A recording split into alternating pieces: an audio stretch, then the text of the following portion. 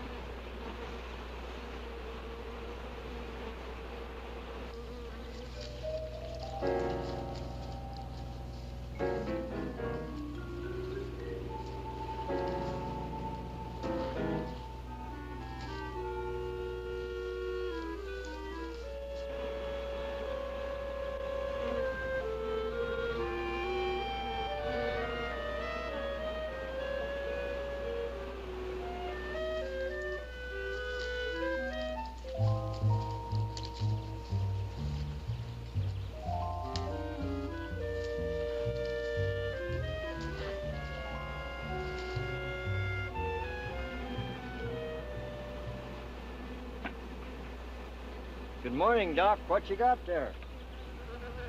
Ivan, I found some new friends. Listen. Wasp, you better be careful. They can sting a man to death. Don't worry, we understand each other. They know who their friend is. They can tell. Yeah, but they know when you ain't, too. Nonsense. If you knew about wasps what I know, you'd have no fear of them, my boy. No fear.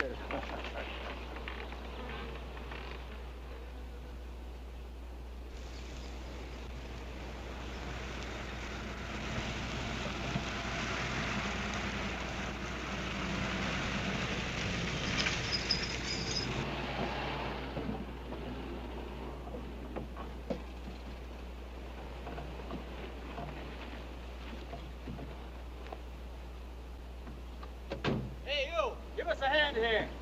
Hello there, Mr. Barker. Yeah, surprised to see you out here in the field, sir. How are things running at the front office? Smooth as honey, Renfro. I see here you turned in over 1,000 pounds of orange blossom honey and 400 of beeswax last month, Renfro. Congratulations. You've made the top of the list again. Thank you, sir. Holiday honey needs your kind of man, Renfro.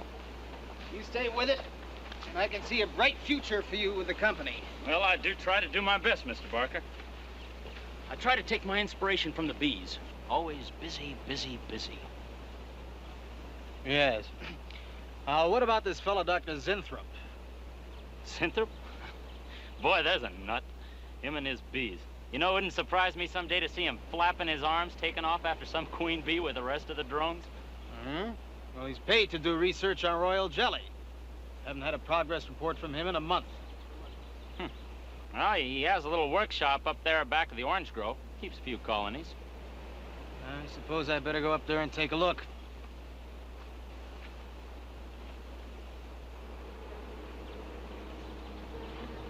Hey, you! Where's this fella Zinthrop? Oh, he's up where the extractor is, up there. Hey. This isn't a honeybee. These are wasps. Wasps? Who's responsible for this? Most likely Dr. Zinthrop, sir. I told you he was a crackpot. Zinthrop, huh? Zinthrop.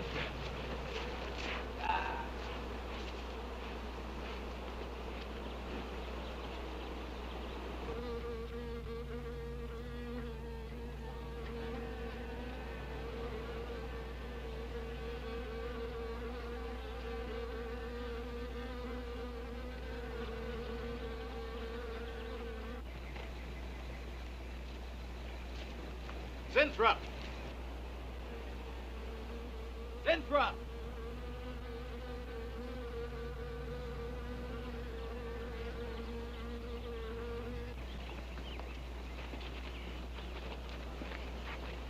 Now look here, Zinthrop, what's all this nonsense about wasps? I'm so glad you dropped in, Mr. Barker.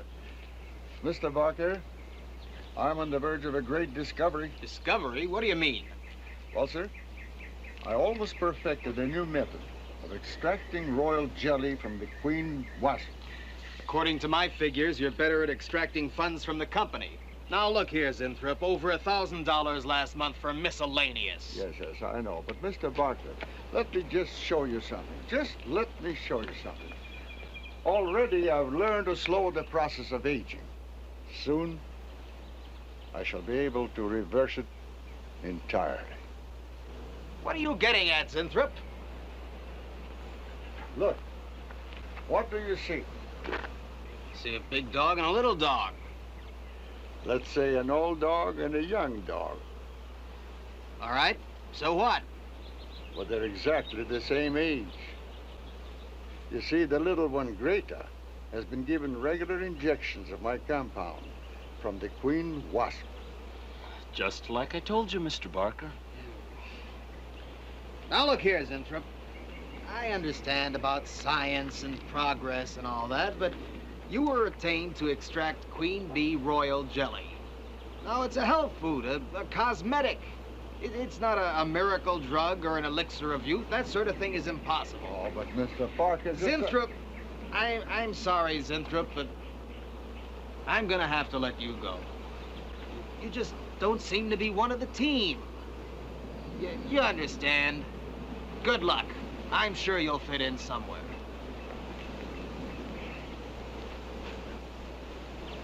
Fit in somewhere.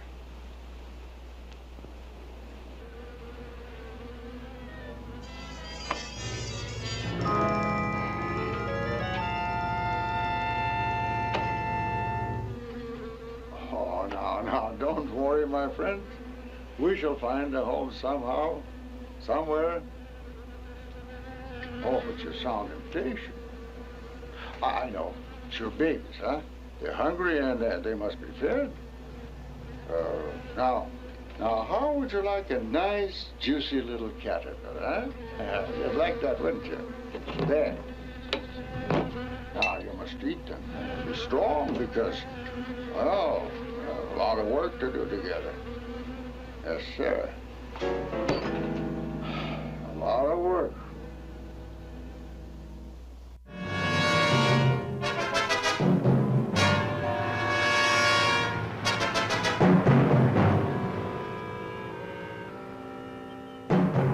As you can see, gentlemen, sales for the last fiscal quarter have dropped 14.5%.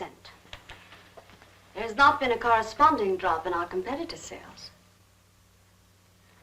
I trust one of you gentlemen has a satisfactory explanation for this decline. Not one little suggestion, gentlemen. We'll start with you, Thompson. As public relations manager, no doubt you have some faint glimmering of what's happening to Stalin products. Well, Thompson? Well, you see, I had no idea you were such an excellent public speaker, Thompson. Oh, I'm sorry, Miss Starlin. I guess I'm not feeling very well this morning. I'm sorry you aren't. I think I can tell you why Starlin products are falling off so badly, Miss Starlin. We're listening, Lane.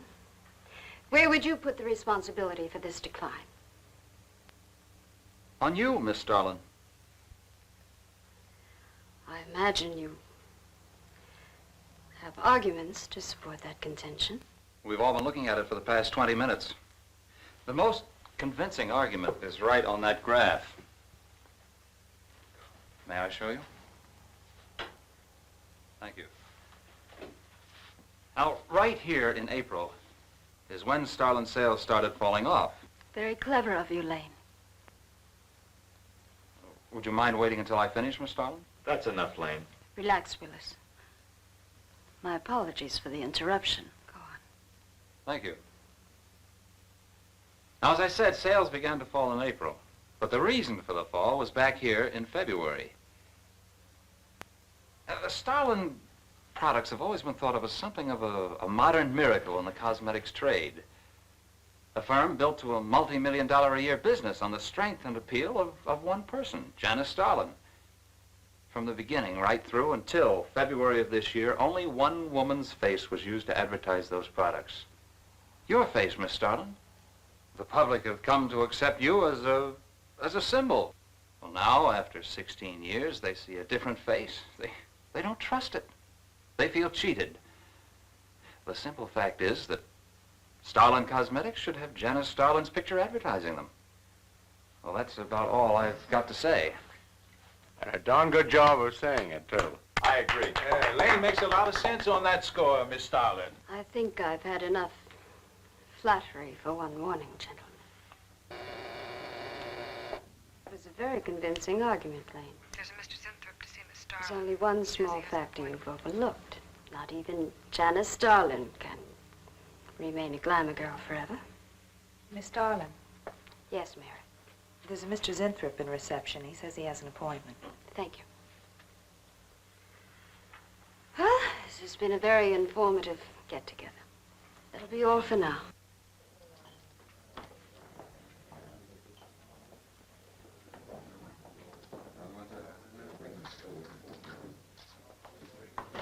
Oh, Arthur, Yes, Miss Starlin.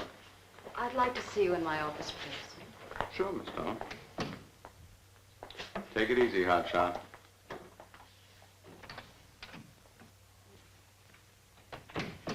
Something on your mind, Miss Starlin? You've done some work on royal jelly, haven't you? A little. Are there any real therapeutic values in it? Well, I'd say so. Of course, a lot depends on each individual's reaction to the stuff. What do you mean? It's just that no two people react in precisely the same way. One man's meat's another man's poison. Oh. But you think royal jelly can be beneficial in some cases? Queen bees set a lot of store by it. I'll accept that as an affirmative answer. Supposing a more powerful form of royal jelly could be obtained. From the queen wasp, for example. I mean, well, do you suppose that might have some rejuvenating effect on a human being? I'd stay away from wasps if I were you, Miss Starlin. Socially, the queen wasp is on a level with the black widow spider. They're both carnivorous. They paralyze their victims and then take their time devouring them alive. They kill their mates in the same way, too. Strictly a one-sided romance. Well, I'm not exactly interested in the love life of the queen wasp. I want your opinion on the possibilities of using enzyme extracts from royal wasp jelly, commercially. Well, if you want an honest opinion, Miss Starlin, Of course I want an honest opinion. then my advice is forget about it. Thank you, Arthur. Anytime, Miss Starlin.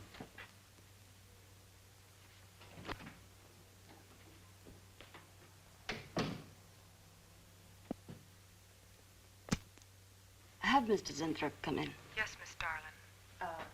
You can go in now, sir. Oh. About time. Janice Starlin Enterprises. Miss Starlin? Yes. How do you do? I'm afraid I won't be able to give you much time, Mr. Zinthrop. But it is I who give you the time, Miss Starlin. Oh, yes. Plenty time I give you. 10, maybe 15 years I give you. I want you to understand one thing very clearly, Mr. Zinthrop. I expect absolute proof of what you claimed in your letter.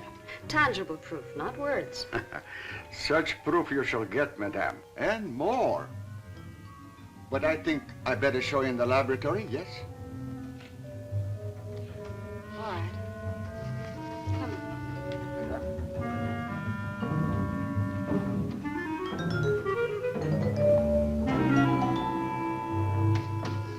Look. They look terrible. Why don't you put them out of their misery? Madame, you ask for proof. Please be kind enough to look at proof you ask for. May I proceed? Thank you.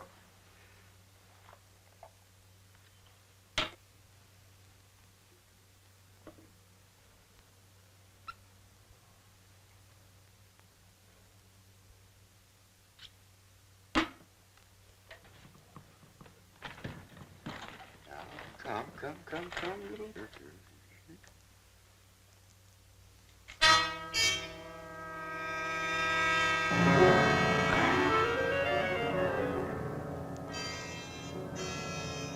In a few minutes, madame, you shall see a miracle you shall not believe. Oh, no tricks. You may look if you like. I have no tricks. Well, don't look at me. I'm not changing.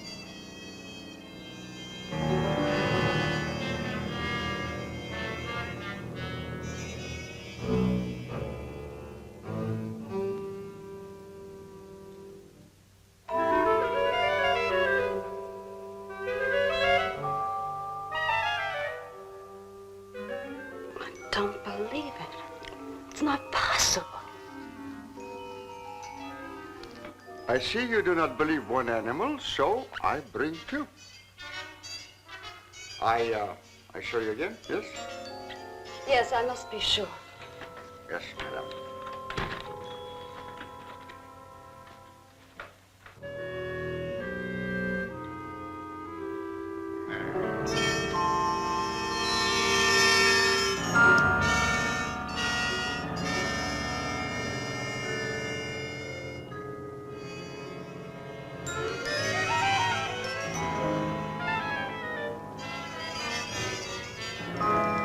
Miss Darling, does my secret have interest for you, yes? What are your terms, Mr. Zinthrop? First, I must have a laboratory equipped with everything I need for my research. If we're successful, well, I ask for a little percentage. But I must get full credit for my discovery. That is most important to me. I'll have Gordon draw up the contracts. Oh, contracts. Contracts I do not need. You give me your word. Good enough for me. You amaze me. Frankly, when I received your letter, I thought you were just another eccentric. But there was always a chance you might not be. Then you walk in here and show me nothing short of a miracle. 2 miracles. And you say that you'll accept my word that I won't cheat you. You won't. I know you're a good woman, even if you do not like other people to know it. However, my formula may not be good for human beings. I have not tested yet. You will on me. Oh, no. There might be danger. Those are my terms, Mr. Zinthrop. Janice Starlin will be your next guinea pig. Very well. Though it may take a little time to prepare sufficient extract. A week, maybe more. I'll make whatever arrangements you may need for your equipment. Thank you, madame. Now I see how you built all this. I'm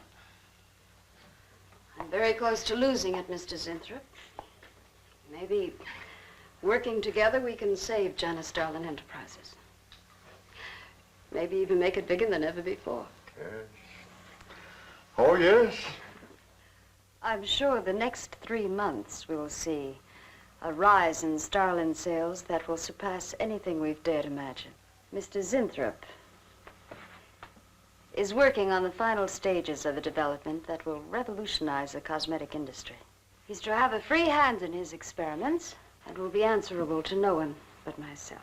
At the moment, I cannot divulge the nature of Mr. Zinthrop's experiments, but I can assure you it will bring worldwide recognition to Janice Starlin Enterprises.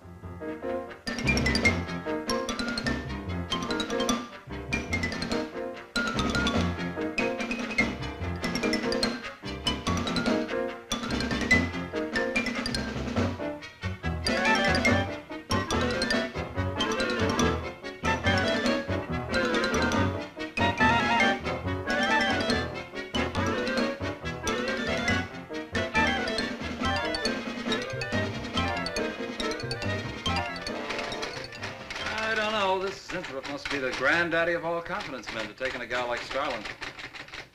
Why doesn't somebody wise her up? Like you, for instance? Bill, what makes you think Zinthrop really isn't on the level? After all, we don't even know what he's working on. It could be very legitimate. You're as bad as she is. Oh, women. Men. Every time you're stuck for an answer, you always come up with women. You're not getting out of this one so easily. I'd like to know why you think Zinthrop really hasn't got something. Well, you can call it male intuition if you like. It's just that there's something about this whole business that doesn't smell right. The private laboratory, the secret experiments, Zinthrop himself. The only thing that's missing is a genie with a lamp. You better leave the intuition to me. Come on, I'll let you buy me dinner. Buy you dinner? What's happened to your sporting blood? I thought we were going to toss for the check. Oh, no. You won the last 3 times. All right, look, I'll make a deal with you. Dinner is on me if you promise to keep an eye on what goes on in there. What do you want me to do? Read her mail and send you messages and keep your code? You could do worse. Oh, no, Mr. Cooper, not you, too. I've been trying to tell Bright Eyes here that I think Zinthrop is a phony and a confidence man. If I were sure of that, I wouldn't be worried. I think he's a lot more dangerous. A quack. Well, I don't follow you, Coop. Well, a confidence man would just be interested in your money. The only damage they can do is to your pocketbook. A quack can be fatal.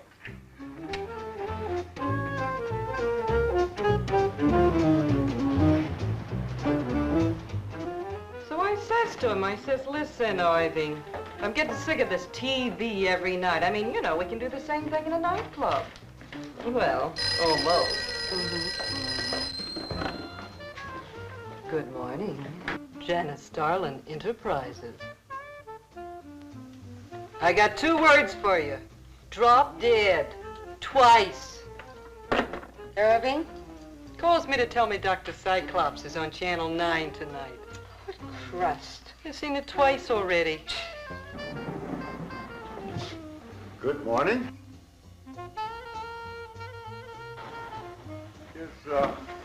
Is Miss Darlin in her office now? Miss Starlin's in conference. Would you like to speak to her secretary? Oh, no. Just say to Miss Darlin I should like to see her when she has time, huh? Yes.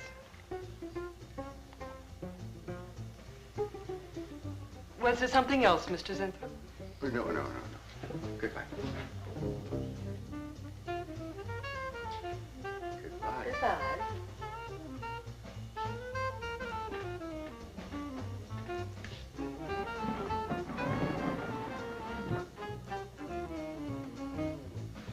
What a character. A regular 2-eyed Dr. Cyclops. Even the bow. Good morning. May I see Miss Zodling, please? He's a real weirdie. Wonder what his game is. Who cares? You know, Morton thinks he's a crackpot. I heard him telling Cooper so. Old Bug Eyes really has the execs worried. About what? That's just it. They don't know. Oh. So anyway, back to Irving.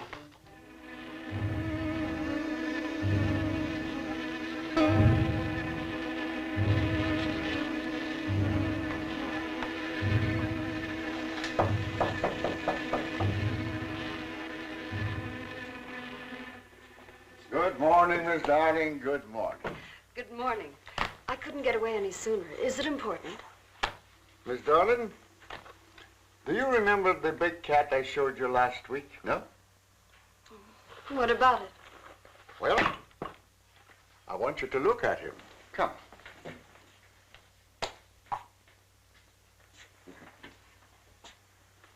No. Quite a difference, yes? That's incredible. The same mark. It's a cat. You're young again. Can you realize what that means? You're a kitten again. Your whole life to live over. How does it feel? I think perhaps you'll be able to find out for yourself, Miss Darling. Today will be your first injection. Come.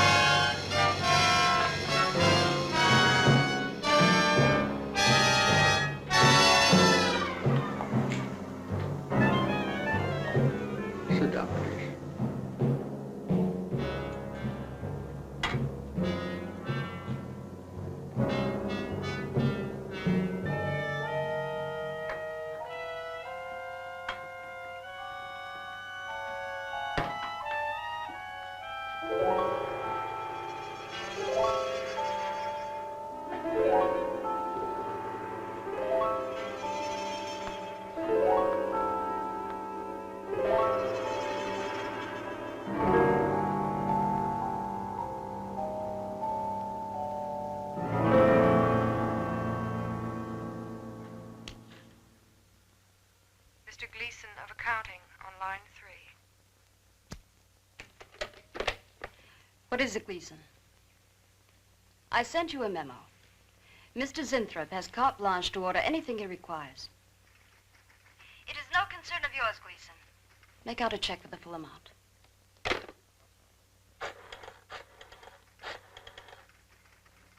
Sue? Mary, can I talk to Mr. Lane a minute?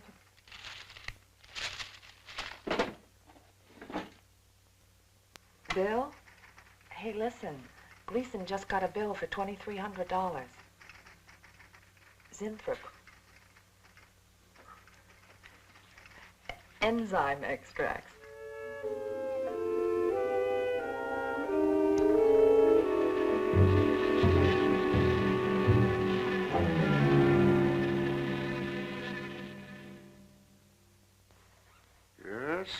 Yes, we are making progress. There's great improvement in the tissue. Why is it taking so long? It's the 3rd week. You forget, my dear, there's more to you than a little kitten, no? Besides, there's a difference in metabolism. Why not increase the dosage? Wouldn't that step up the process? Patience, my dear, patience. We must tread lightly, with care. Your arm, please.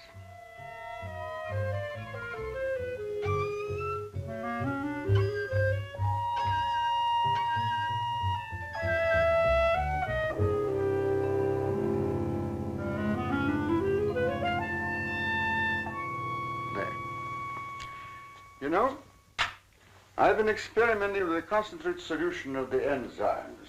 Oh, a great deal more powerful than the solution I've been using in your injection. Oh? Yes. And I think it will be better for lotions, as an emollient lotion. It'll make estrogenic creams and all such products old-fashioned. My dear, Stalin will be world famous, bringing youth to millions. You're right, Zinthrop. There are going to be a few red faces in my advertising department. But I am right. Why, your own mirror will tell you that I am right. Why, you look at least 5 years younger than you looked 3 weeks ago. I know.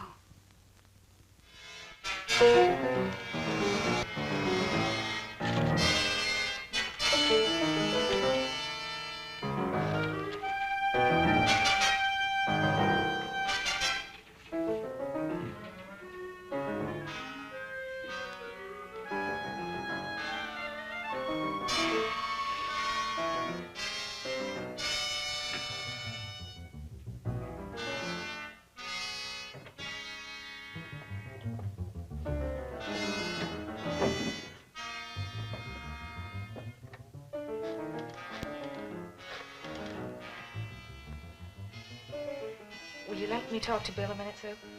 Thanks. Bill, I think I've got it. Yeah, I'm a nervous wreck. At lunch. You'll have to translate for me, Coop. I'm not very good at that technical stuff. Pseudo-technical. Mr. Zinthrup's a very capable confidence man, from what I read in this letter. He claims he can stimulate the processes of rejuvenation through the use of enzymes extracted from wasps. Oh, for... Well, what are you two Sherlocks going to do about it? Right now, I don't know. Frankly, I'm getting tired of the whole business. That woman's so intent on holding back time, she's ready to fall for the first phony line she hears. Wasps. Bill. Face the facts, Mary. Janice Starland has built her whole life on youth and beauty. Now that she's losing them, she's scared to death. Right now, she's on cloud 9 with that quack Zinthrop that I'd hate to be around when she comes back down to earth. Well, maybe we can let her down easy. I think we owe her that much. Yeah.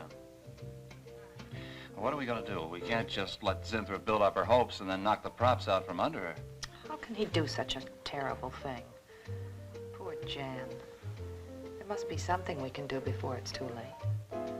He's got a mighty convincing argument. Very impressive to the layman. 10 to 1, he's got a record just as impressive. Well, there are ways to find out. The answer might be right here in our hands. Heads. I'm going to keep this letter for a day or two. Wait a minute. Suppose she finds out it's gone. I'm the only one with access to that desk. She'll know I took it. Well, that's a chance you have to take, Mary. I think we can be pretty sure that Coop knows what he's doing, honey. Oh, come on, young lovers.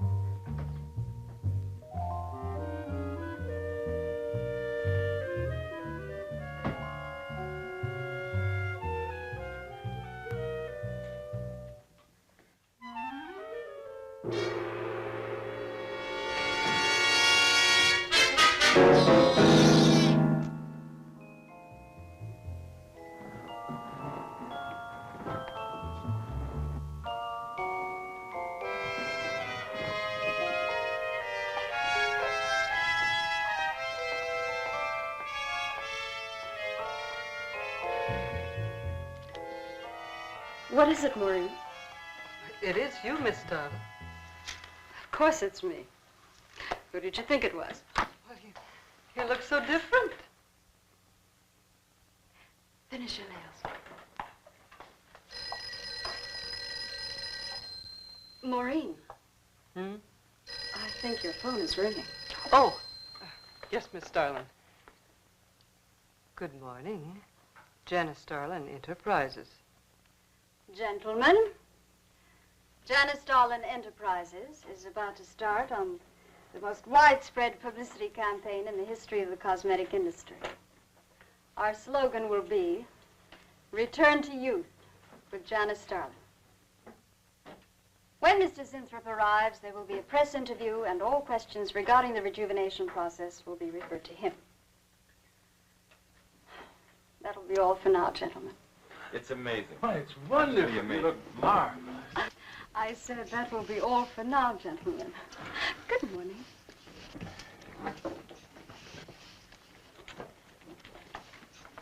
Oh, not you, Mary. Wait a moment, please. Yes, Miss Darlin.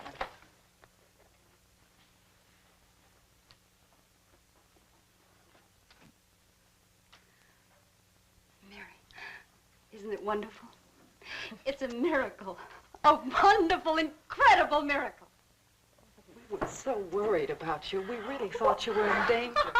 We even went to plotting how to rescue you from Mr. Zinthrop. It all seems so silly. It seems ridiculous. Oh, Mary. Mary, how old do I look? Tell me. How old? How old do I look? Tell me. How old? 23, maybe 22. That's how old I was when I started Janice Starlin Enterprises. Do you realize what that means? I'm back where I started, 18 years ago, with what it took 18 years to accomplish. It's like a dream.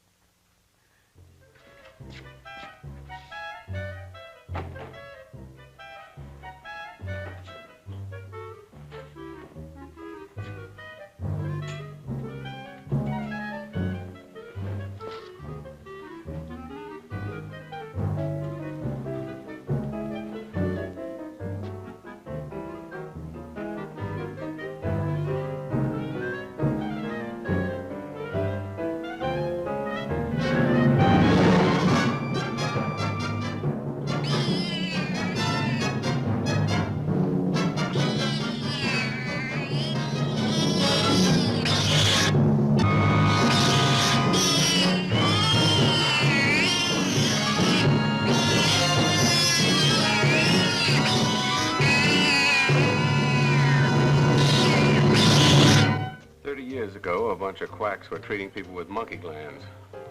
Seemed to work for a while, and then the deterioration set in. That's awful. Do you think that will happen to Jan? I don't know. If I could just get inside of his lab and run a breakdown on what he's using.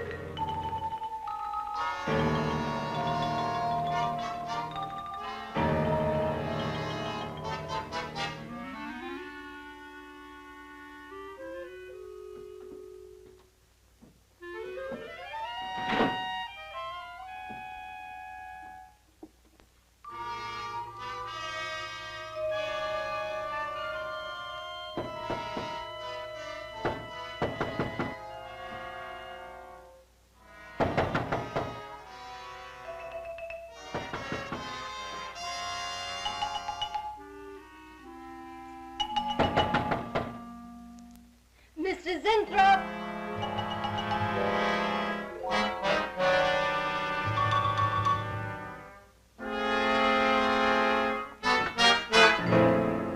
Mr. Zinthrop? Mr. Zinthrop?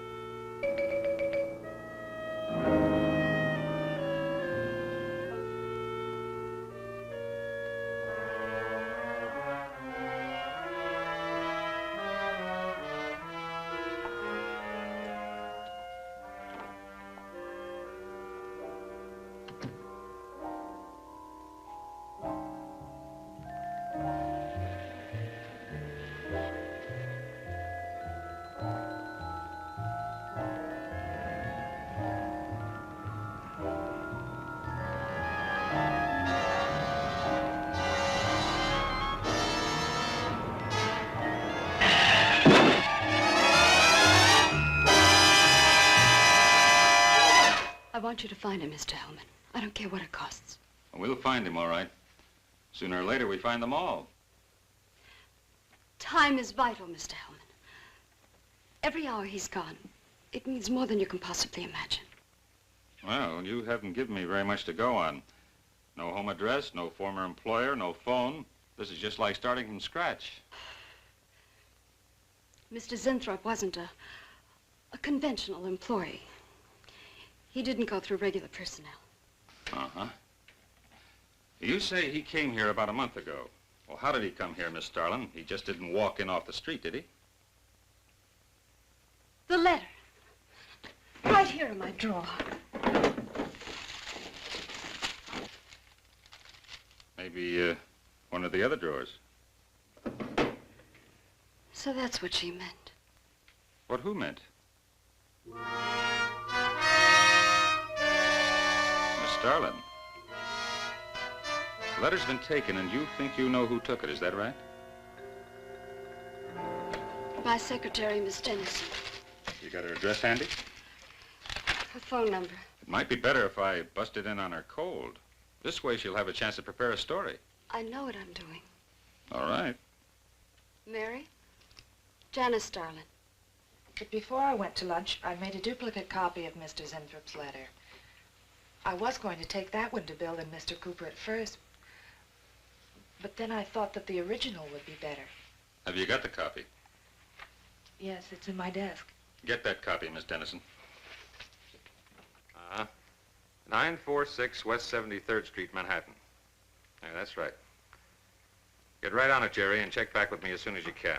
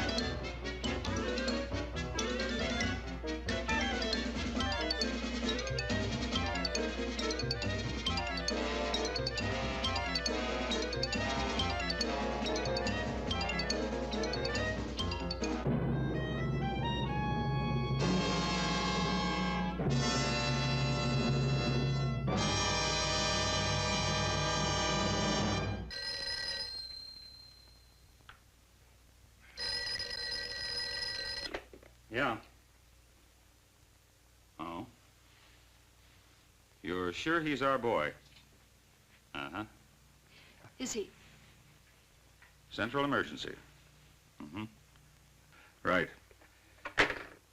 Well, it looks like we've got him. There's a John Doe down at Central Emergency, auto accident. There's no identification on him, but he was wearing a lab smock and filled Zinthrop's description. Mary, get my coat and Len, get a cab downstairs. Is he badly hurt? Head injury, general contusion to the body.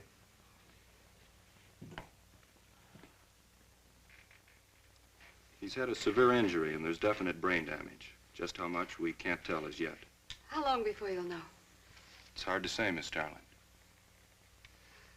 Who's the best man for this kind of injury? Well, there's several top specialists. Get the best. I'll take full responsibility for the expenses. Yes, Miss Darling.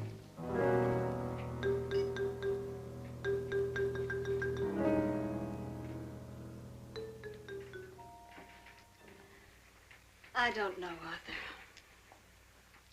I think it best we wait. It's been 3 days since the accident, Jan. And no sign of improvement. He's still in a coma. You heard what the doctor said. He may never regain consciousness. And even if he does, who knows how badly his brain has been damaged.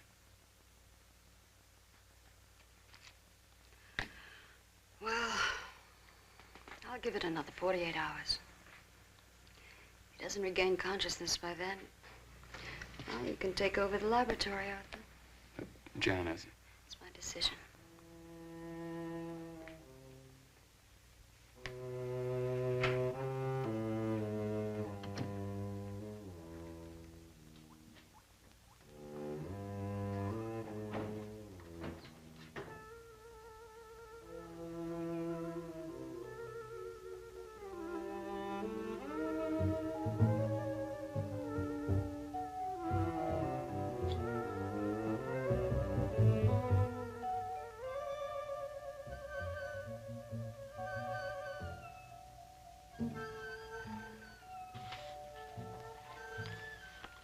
Incredible. Right in front of our noses. I can't have used it all. I could run a qualitative analysis.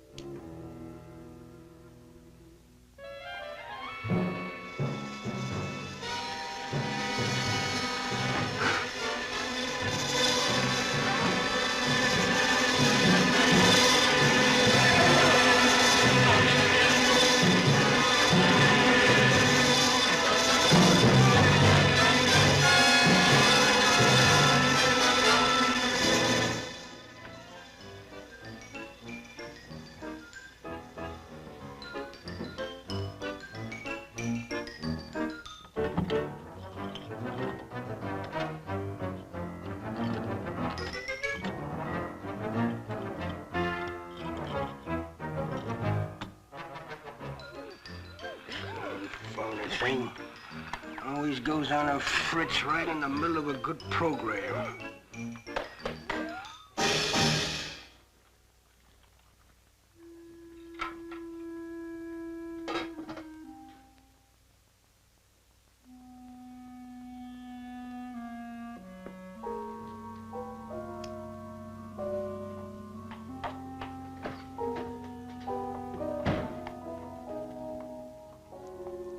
I want this to be the biggest advertising campaign in the history of cosmetic advertising.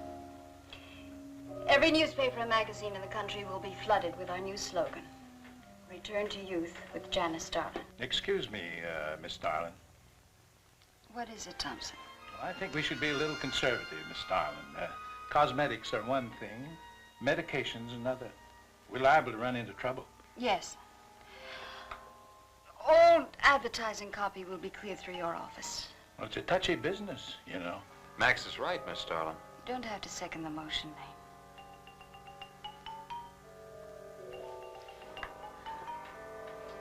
I want one thing understood very clearly now, gentlemen. Janice Darling Enterprises is going to bring the most fantastically saleable product ever developed by modern cosmetics to the public. And I don't intend to be restricted by timidity on the part of my own staff. Is that clear?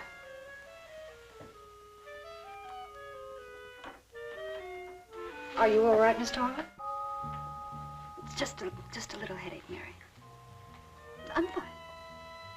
Can I get you something? I'm all right. I'm all right. Thank you. I have some aspirin in my purse. It's all right, Mary. Well, that'll be all for now, gentlemen.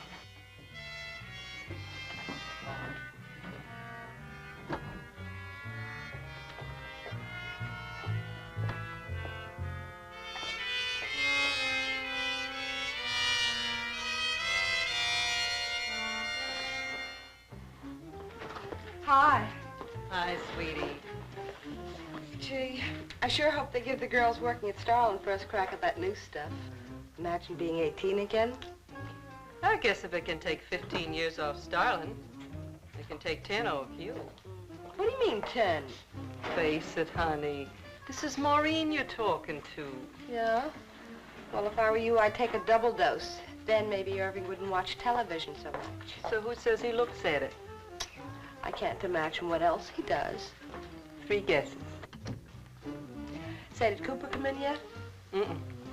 Missed a board meeting this morning. I bet Starland's having a fit. He should worry. Uh-oh. See you later. Bye, honey.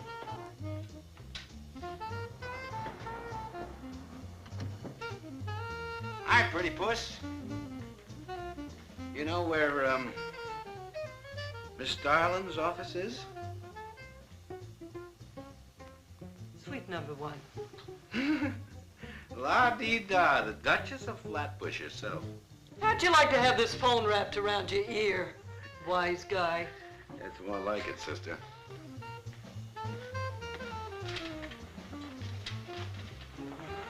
Sweet number 1. Thank you. Miss Starland, Oh, what is it, Mary? is there anything I can do? Yes, is Mr. Zinthrop's room ready? Uh-huh. The nurse is fixing the emergency equipment now, and the ambulance is due any minute. Well, be sure to let me know when it arrives.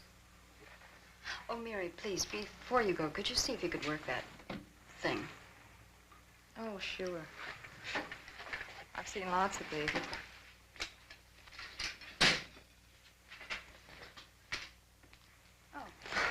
Simple enough. That'll be all, Mary. Thank you. We've had a room especially made over for you, Mr. Zinthrop.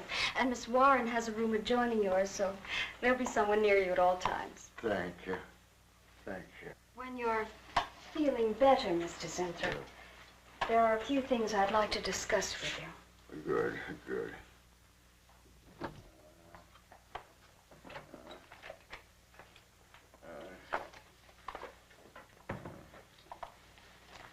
We'll do everything we can to make you comfortable, Mr. Zinthrop.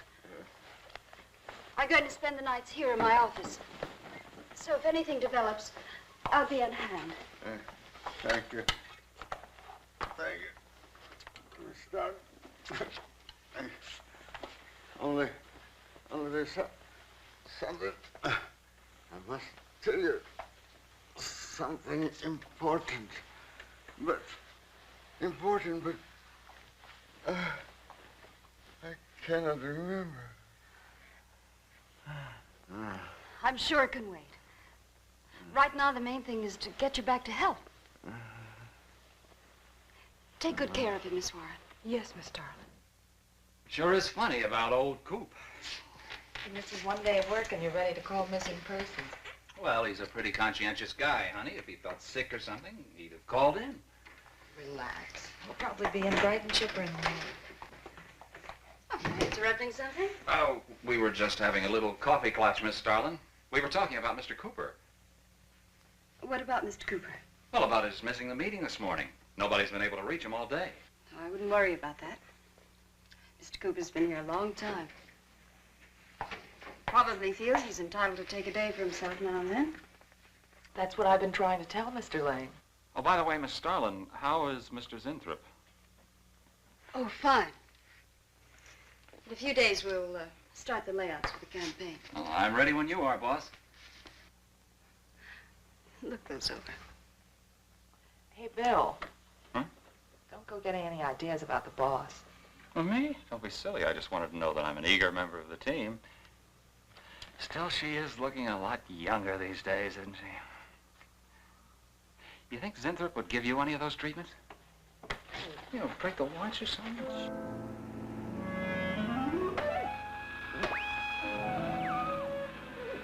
Guaranteed of this, too.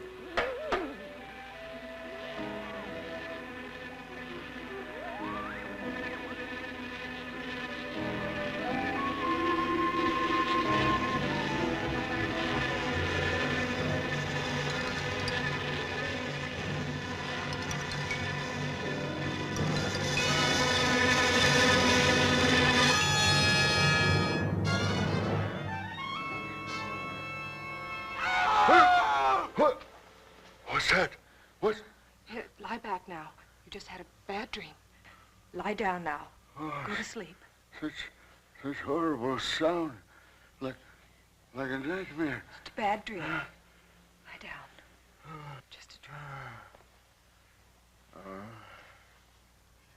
Tell Mr. Green that personnel is his responsibility. I have other things to think about than worrying whether the night watchman walked off the job. Well, that's just it, Miss Starlin. Mr. Green feels that the watchman never left the building. His lunch pail and his raincoat are still in the basement. I don't want to hear anything more about it, Mary. All right, Miss Starlin. We'll use these. Oh, fine. She swears she heard a scream from one of the other floors. Zinthrop heard it too, but she convinced him he was having a bad dream. Oh, maybe they both were. That's not funny anymore, Mary. There's something going on in that building. And I'm going to find out what it is. How? Have a look around Cooper's lab, for one thing. After that, I don't know. Hold it steady. Bill, this is crazy. We can really get in trouble.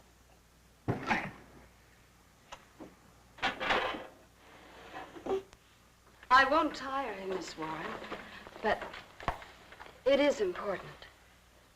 All right, Miss Starlin. I'll be in my room. Zinthrop. Zinthrop, you've got to help me. Something's happening.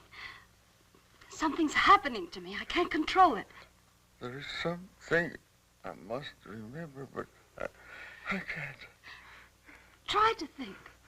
The WASP enzymes. The extracts you were experimenting with before the accident. Try to think. I can't. Well, this is Zinthrop's notebook, Mary. Notes on his experiments with Jan. Well, how did Cooper get hold of it? I don't know. If only Coop would show up. Mary, look.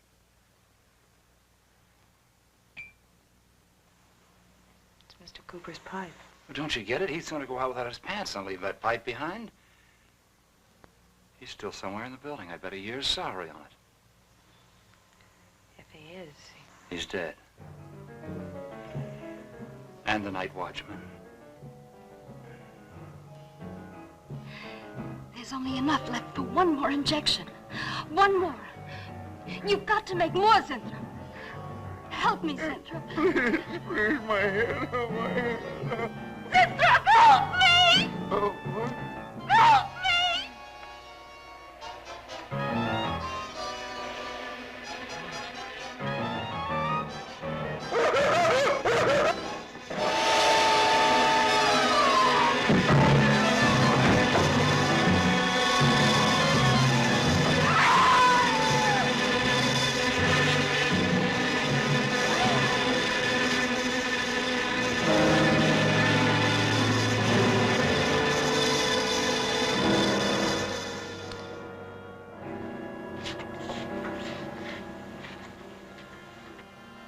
is he asleep?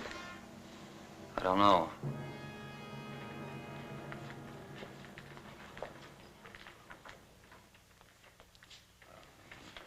No, don't touch him. If anybody knows what's behind all this, it's him. Mr. Zinthrop. Bill. Look at...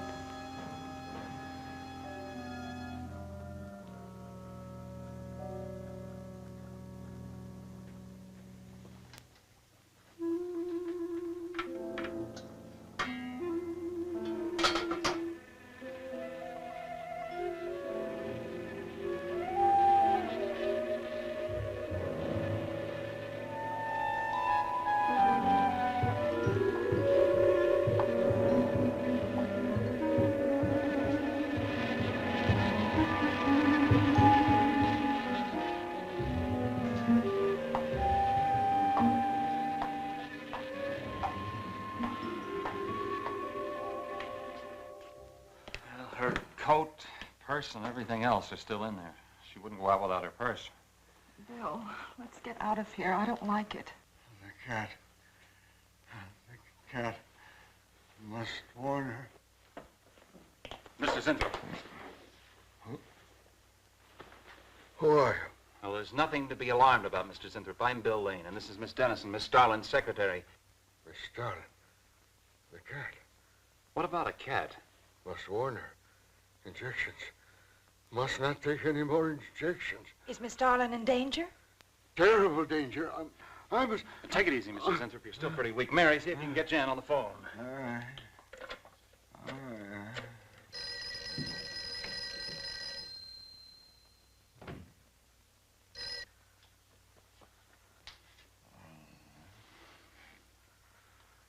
There's no answer. Oh, Miss Darlin? Is that you, Mary? Where are you? We're in the building. We're in Mr. Zinthrup's room. Something's happened down Here, here. let me talk to her. Hello, Miss Starlin. This is Lane. Why are you and Mary still in the building? It's after 10. I must help. I'm Don't let him get up, responsible. Mary. Yeah. I must help. I must not I hold can't me explain back. now, Miss Starlin. I must go. Hang on to her. I must help. You must not hold me back. Don't worry, Mr. Zinthrop. We won't let anything happen to Miss Darlin. Hello. Hello, Miss Starlin. What's going on down there? Stay in your office. I'll be right up. Keep an eye on Zinthrop, honey. I'm going upstairs. Oh, no. No. The insects. The insects. Take it easy, Mr. Zinthrop. You do not understand. Miss Darling, she's in danger. I must warn. Look, I'll have to stay here. You go for Jan. Okay. When you get up there, call the police. You can't get outside on this phone. All right. I'll hurry.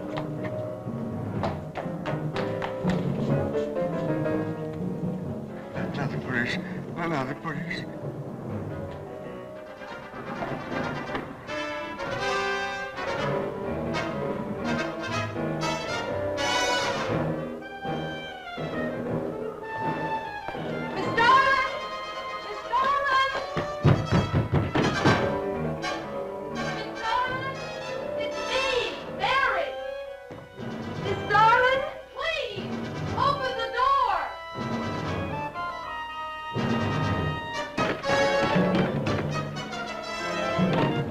What is it, Mary? Miss Darlin, please. Will you please call the police? What for? Look, I don't have time to...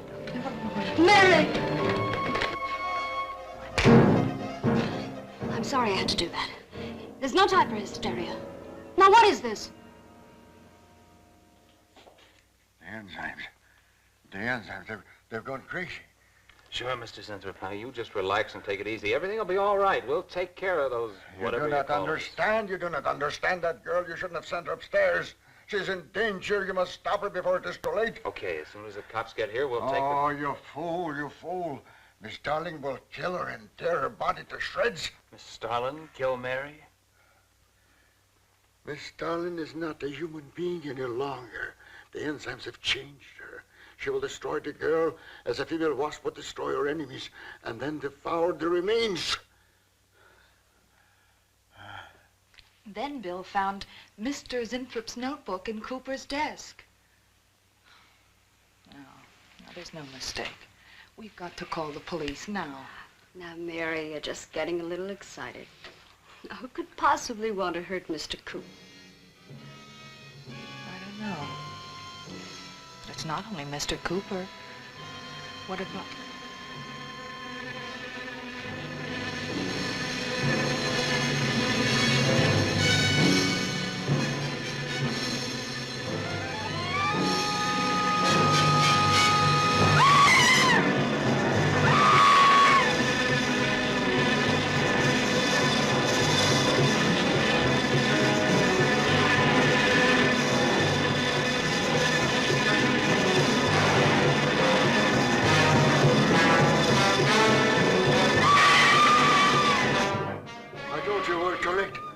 Mary!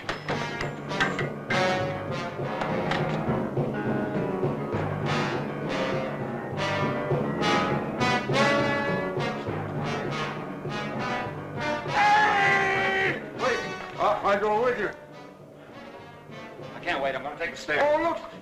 Laboratory. She's gone to laboratory. Get up the stairs fast.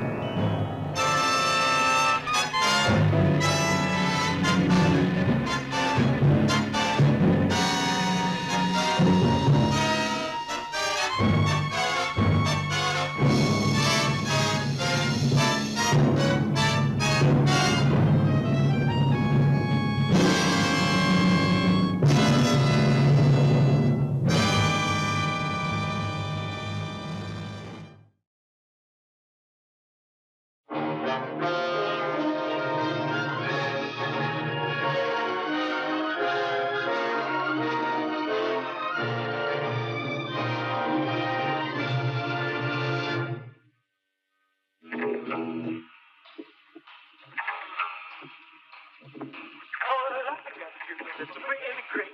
Shows big bubbles and it starts to shake. Oh, in the season, him up, I start to beat. Oh, then I'm on it to start to repeat. Then on the one that I'll ever love.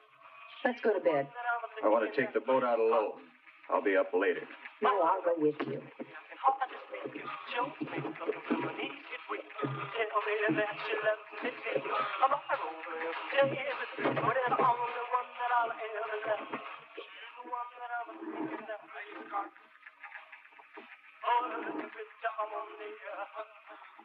John, that will is no good. Your mother's still alive. We can talk her into changing it. You're always too greedy, Louise. I just don't like to see her exploiting you. Honey, she's leaving all of your family's money to charity in the name of this mysterious Kathleen. It's ridiculous. Your mother is crazy. You don't know anything about it. I know that music's terrible.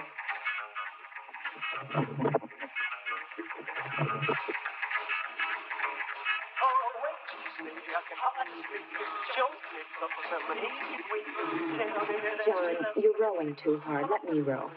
You're concerned about me, Louise. Is it my heart? Yes. You're only a member of the family as long as you're my wife. If I die before Mother, you're a stranger. Entitled to nothing. Now you've done it. Where are the pills? In the coat. She's the one that I'm thinking of.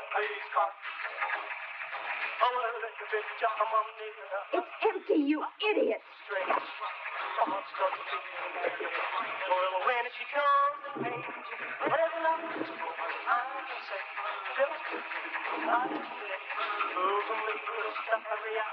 Go faster, Louise. If I die, there's nothing in it for you. Shut up.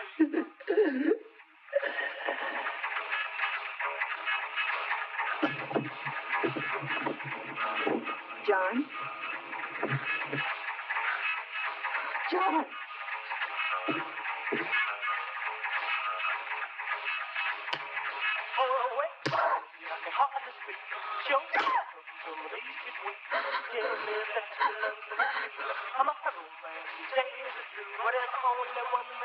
Now what do I do? I gotta get rid of him.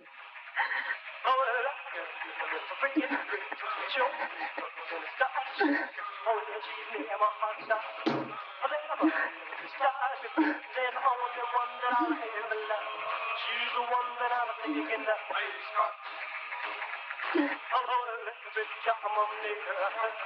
I feel so strange. Thoughts start to get when she comes, whatever I can say.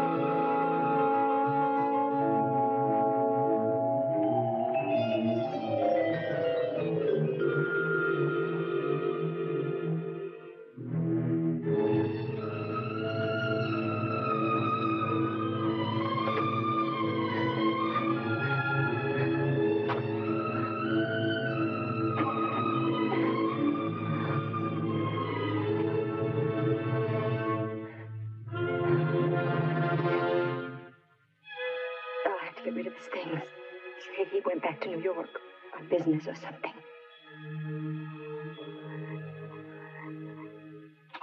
Mother, I am terribly sorry, but I have received an urgent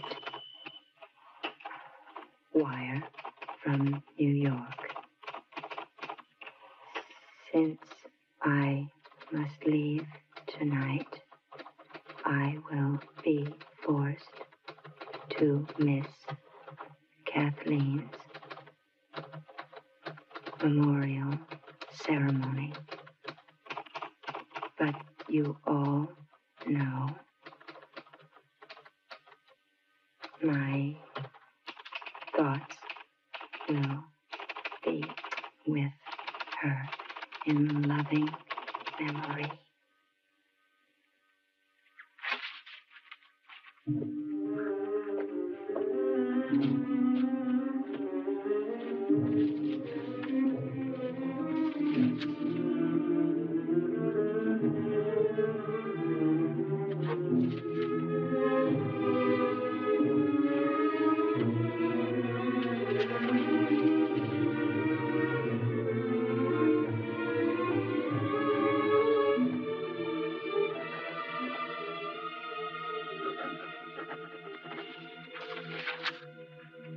Son, John.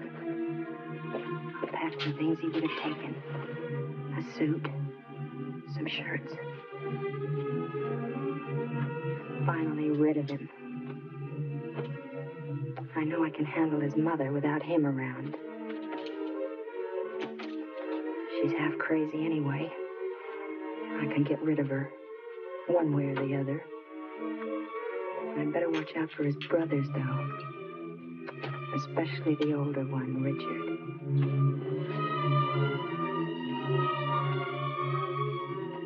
The typewriter.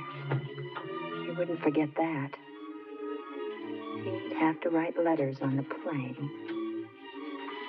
I wonder if they'll rot underwater. Everything.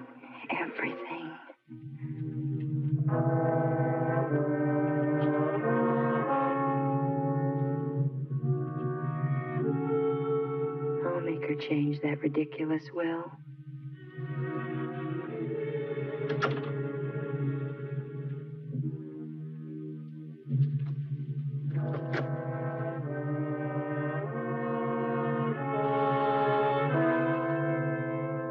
Your loving son, John. Fat John.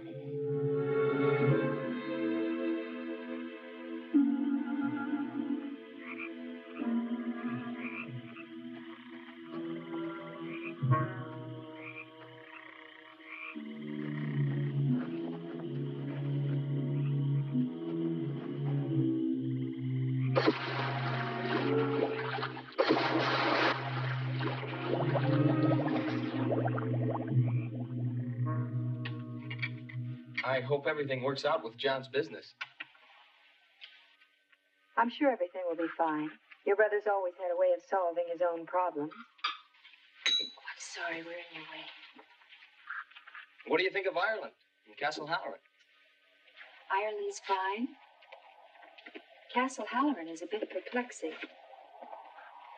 A very strange place, really. Old and musty. The kind of place you'd expect a ghost to like to wander around in. Kind of a haunted castle. Castle Halloran is haunted. By your mother. By Kathleen. I know very little about her. In fact, I didn't even know you had a sister until we arrived here. There's not that much to know about her, really. My mother was about 40 when she gave birth to Kathleen. It was like a gift, she used to say. An apple for the starving and Kathleen for me. She even had a poem. 3 sons, each who would marry and go away. But little Kathleen would always stay. It's engraven on her little tombstone now. How did she die? She drowned in the pond.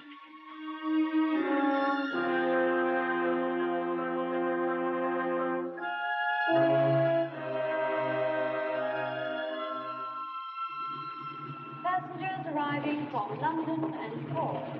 Aer Lingus Irish International Airlines wish you Cape Vila. Your baggage will be delivered shortly on the conveyor belt.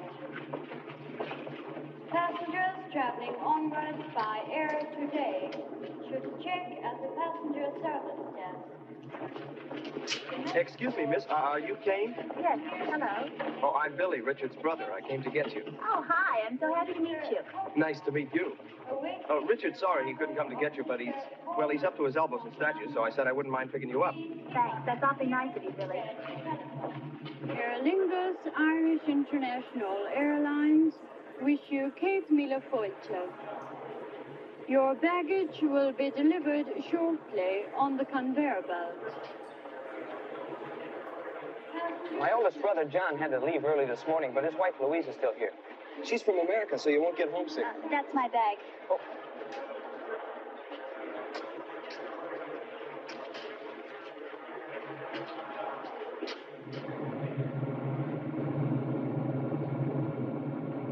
Is it cold?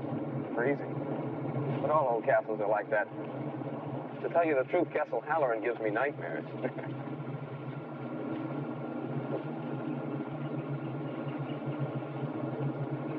There it is.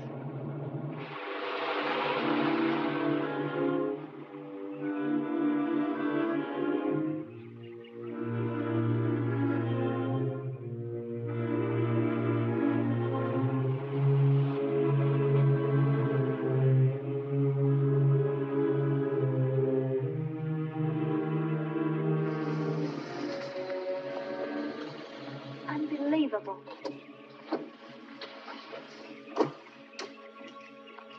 We'll leave the luggage for a minute. Come on, I'll take you to him.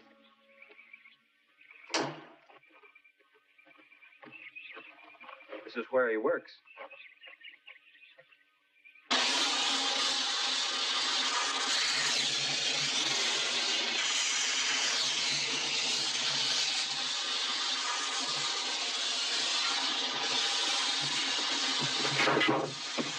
What is it?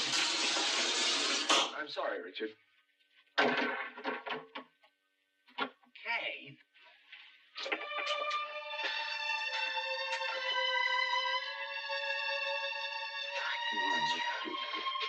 Oh, I'm sorry I didn't pick you up myself, honey, but I wanted to finish this statue. You look wonderful.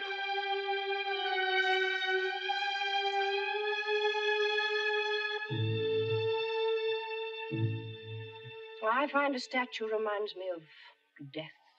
How very unusual, Lady Halloran, for a woman to have been married to such a famous sculptor and yet feel that way. Did John mention when he was going to return? He wasn't sure. We thought I'd stay on for a while to get to know the family. And then if he couldn't make it back, I'd just return to New York. How long is a little while? As long as you like, Mother. Oh, you're very welcome here, Louise. As long as you understand the privacy of our personal duties. I speak of the ceremony tomorrow. I'm sure John explained it to you. I'm afraid John was usually too busy to talk much about the family. That's why I'm so happy to be here, finally. You'll have a pleasant stay. And I'm sure you can find something to occupy your time during the ceremony. It won't take very long. Perhaps I am superstitious. But I think it's important that only the immediate members of the family should give their thoughts to Kathleen.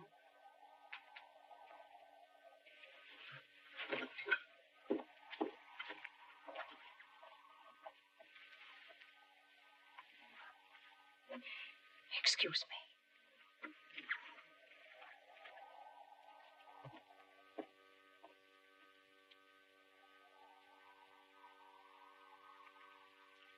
Mother, I don't care what tragedy hangs over this family.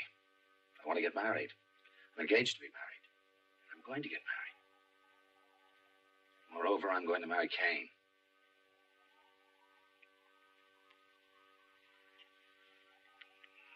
Mother. Kathleen's dead. Dead for 7 years. You never talked so much when you were a child. Well, I cried a lot, didn't I? Afraid I might be doing that again if you frighten her away from me. You want me to include her, to talk to her. Yes. Yes, I do. Very well. I will. I'll tell her I don't care for her. Mother. You heard her. And I promise you, I'll never forget it.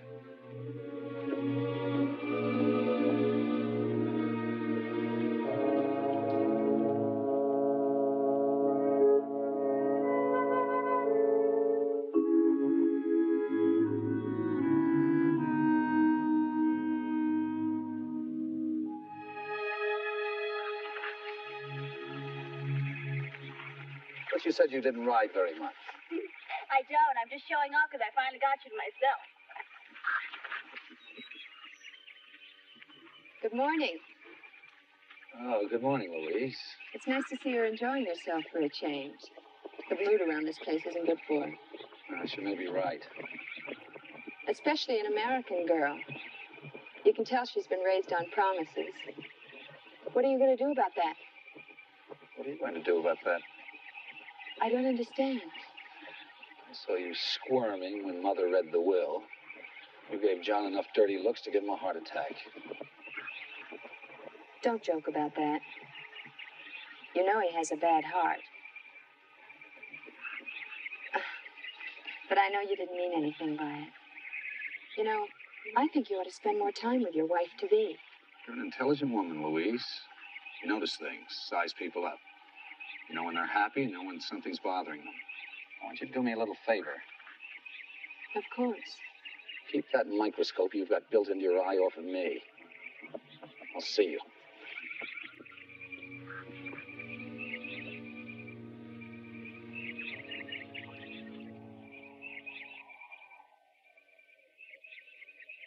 This will take you in all right.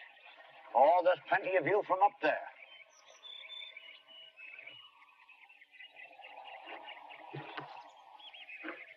Must be very interesting to know about all the secret passageways. Oh, I know them all. I've been here 20 years. 20 years. How wonderful. Ah, well, you know how it is. You get used to a family, and you get to like your room, and you get to know the run of the house. And before you know it, there you are. 20 years. You must have been here then when, the little girl. Ah, yes. That was a sad thing, that was. Lord Halloran was a much-loved man, and he invited one of the country fellas up here for his wedding. Oh, a big wedding that was, a big banquet, and everyone invited. She was all dressed up as the bride, running about to her heart's content all over the place. There's never been a wedding here since. What about Cain and Richard? Well, it's not my business, but I wouldn't be betting you'd see another wedding here. Well, I must go back to work.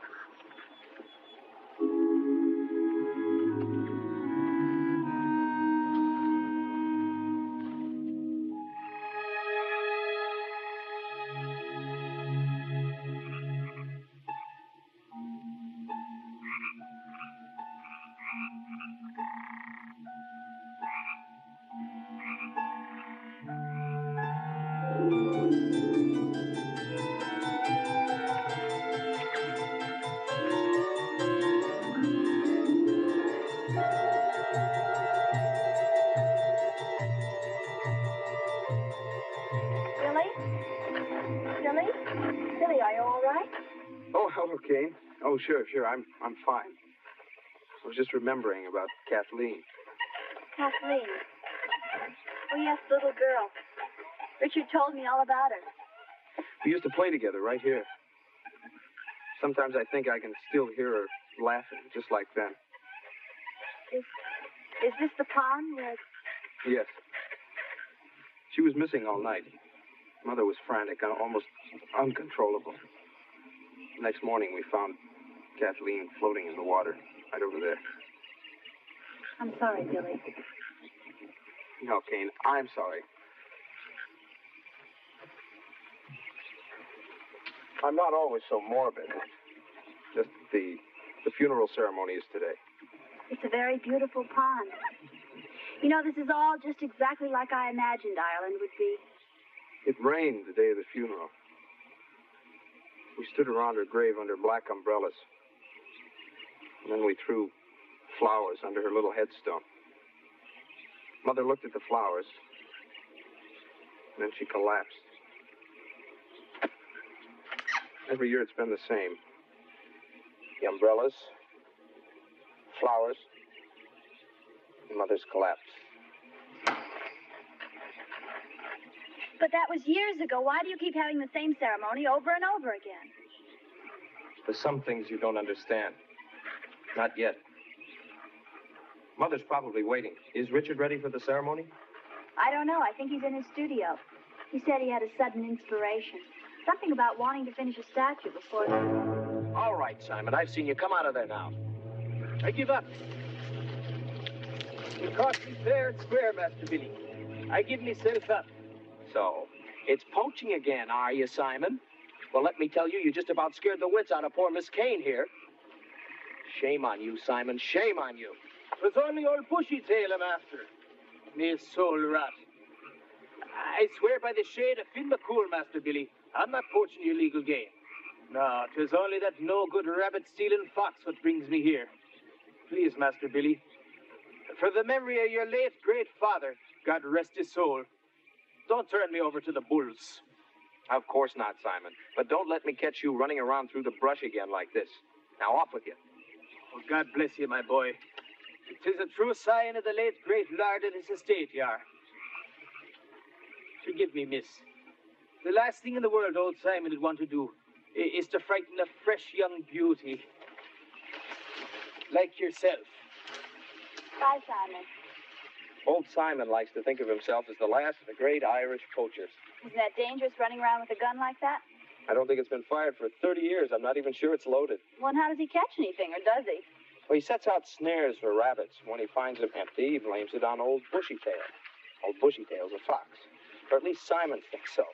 Nobody's ever seen old Bushy Tail, and I don't think Simon has either.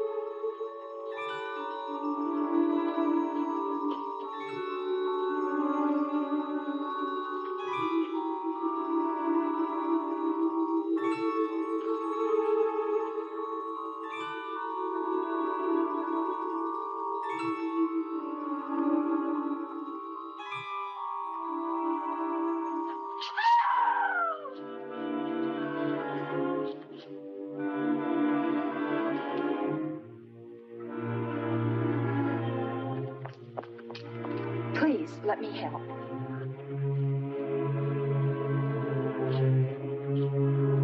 Have Lillian prepare her room. I'll take care of her.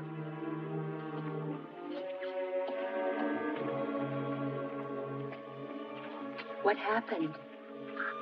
One of the flowers died when it touched her grave.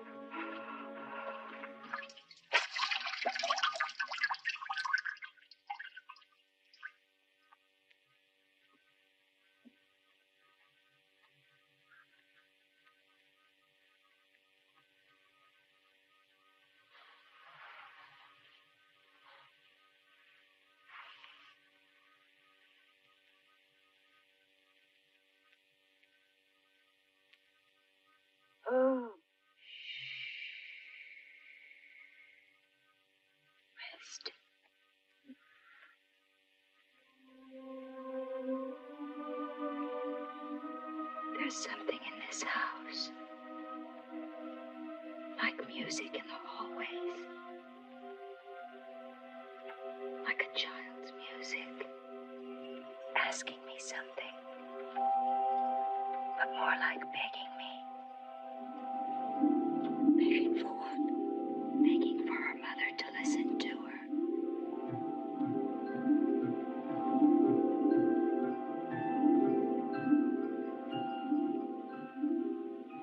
You know,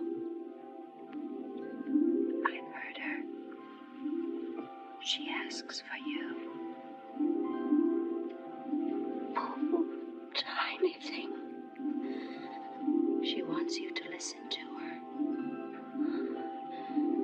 To watch for her signs. I do try. You know what she wants. She'll tell me. I promise you. She'll tell me. Now rest. She'll give us a sign. I promise you.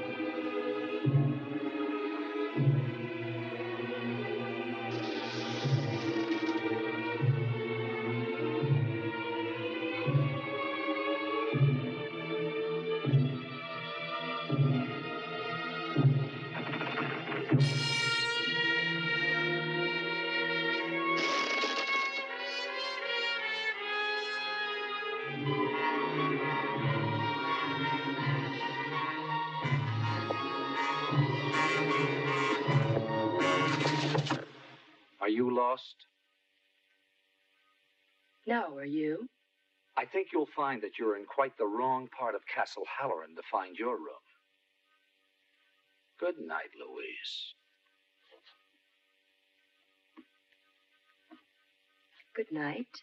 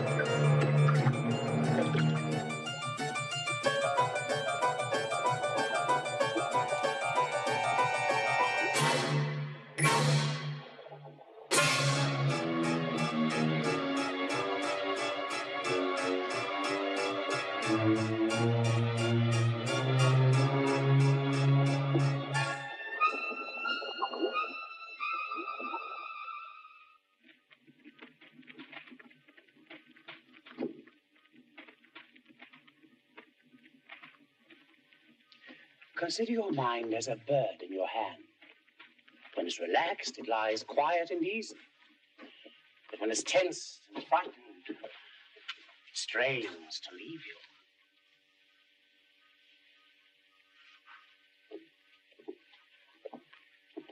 Quite a simple principle, isn't it? You're engaged to treat my body, not my mind. Now, don't you try to separate that which nature has joined. What I'm trying to say is this, that every year at this time, you work yourself toward a point of hysteria. You remember, you worry, you imagine, and then you collapse. I just can't believe that such a punctual cycle is physiological. And aside from all this, am I well? Aside from all this? Oh, yes. What I want you to do is to rest and to relax your mind. Remember the bird in your hand.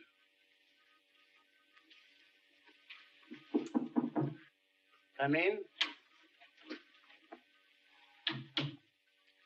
Will you bring us some address for Madam, something youthful and cheerful, so that we can have lunch on the terrace? And my daughter-in-law, Louise. She isn't in her room. I don't think she slept there last night, if you are to ask me. Yeah, but nobody's asking you, little girl. Now, hurry up with the lunch, or I'll wish 5 years of spinsterhood on you. I must know where Louise is. I've never noticed this interest in your daughter-in-law before. Will you please find her, Lillian? Yes, ma'am. Her ladyship's summer dress. Anything will do.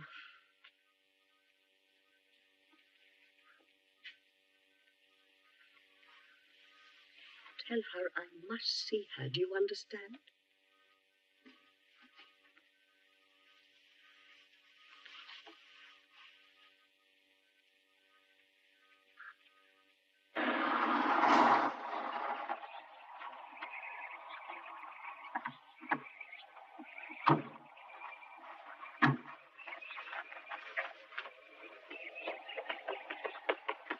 Excuse me, Mr. Halloran.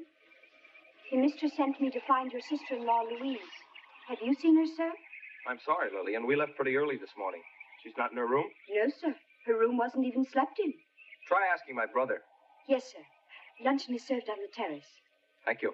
I wonder where she is. I don't know.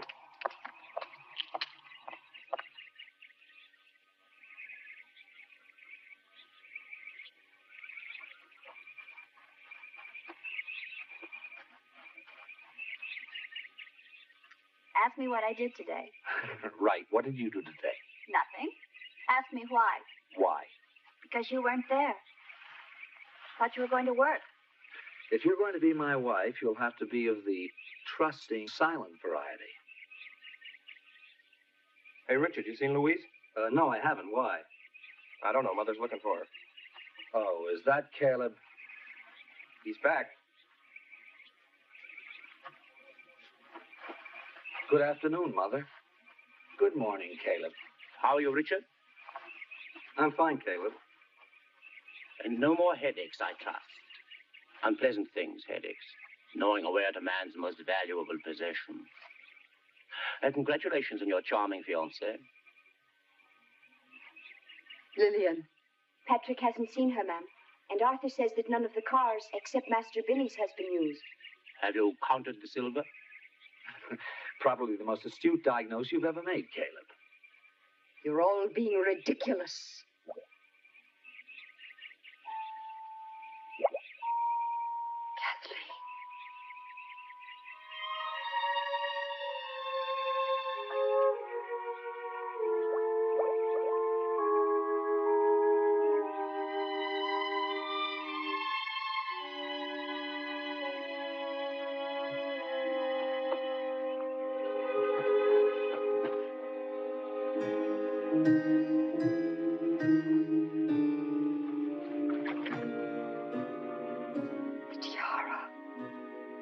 She wants the tiara.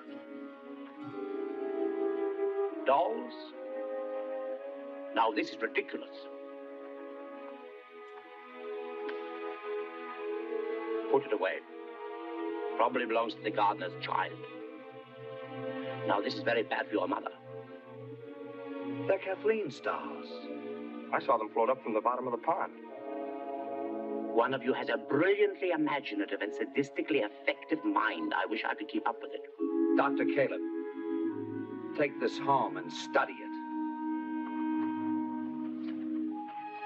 Fish the rest of them out. Burn them.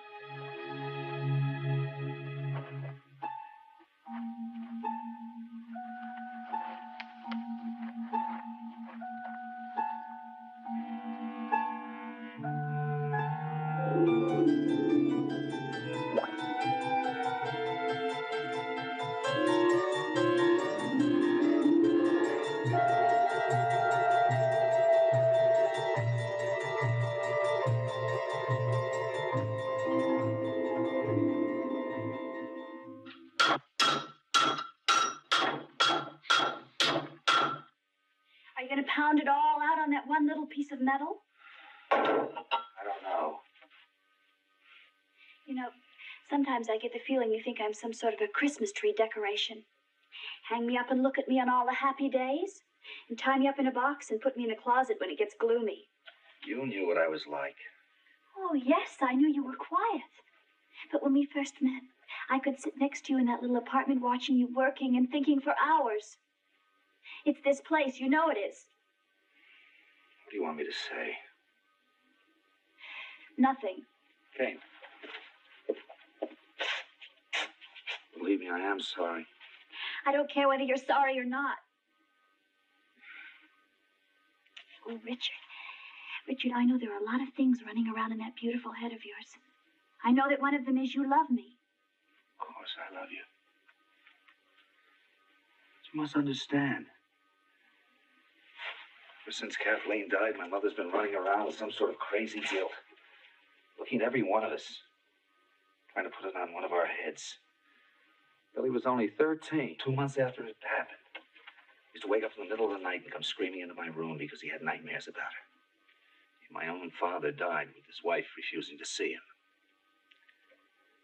Now I feel it's been passed on to me. I've got to wait. I've got to watch. Until I can make some sense out of all this. That leaves it up to you to decide whether you want to sit and wait with me.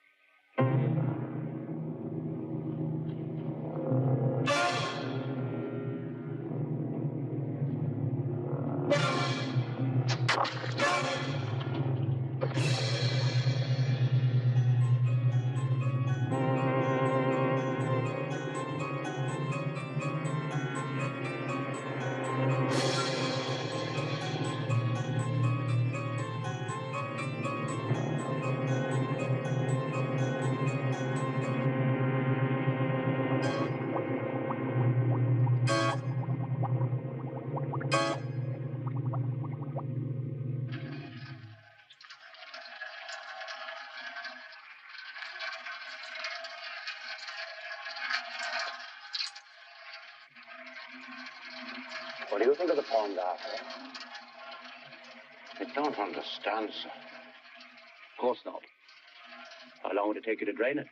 Well, I don't know, sir. I've never drained it before, and I don't know that I drain it properly. There are 3 gear channel doors on the pond. Open them. If I was you, I'd save that up for a visit to my office. You're losing weight. Skin's pale.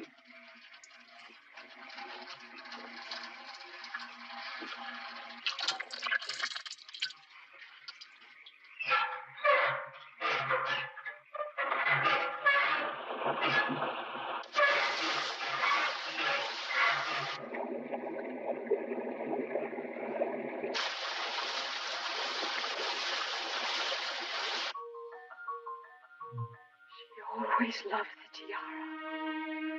I wanted to put it in her coffin. They wouldn't let me. I'll bring it to her playhouse and put it with her other things.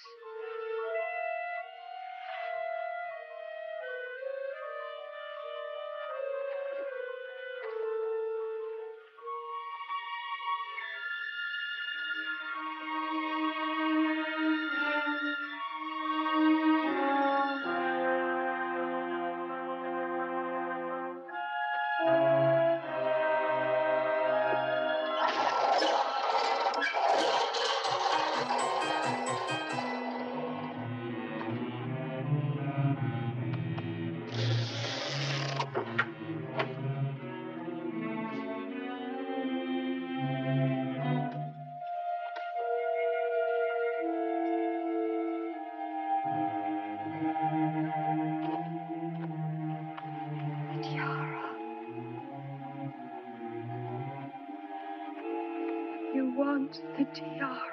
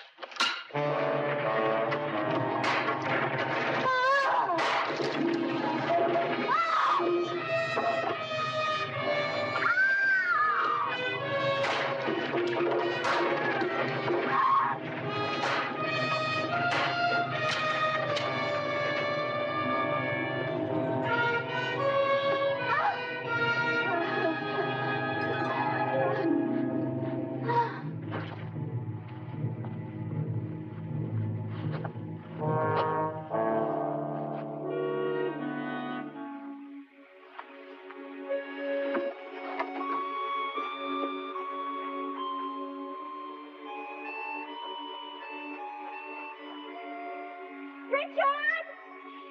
Richard, please come! Somebody, please come! Lillian, call the doctor. Will it be Dr. Caleb? Anybody. And get Richard here.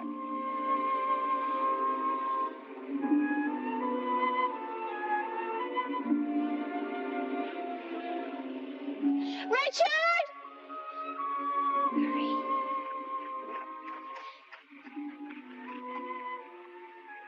Still breathing.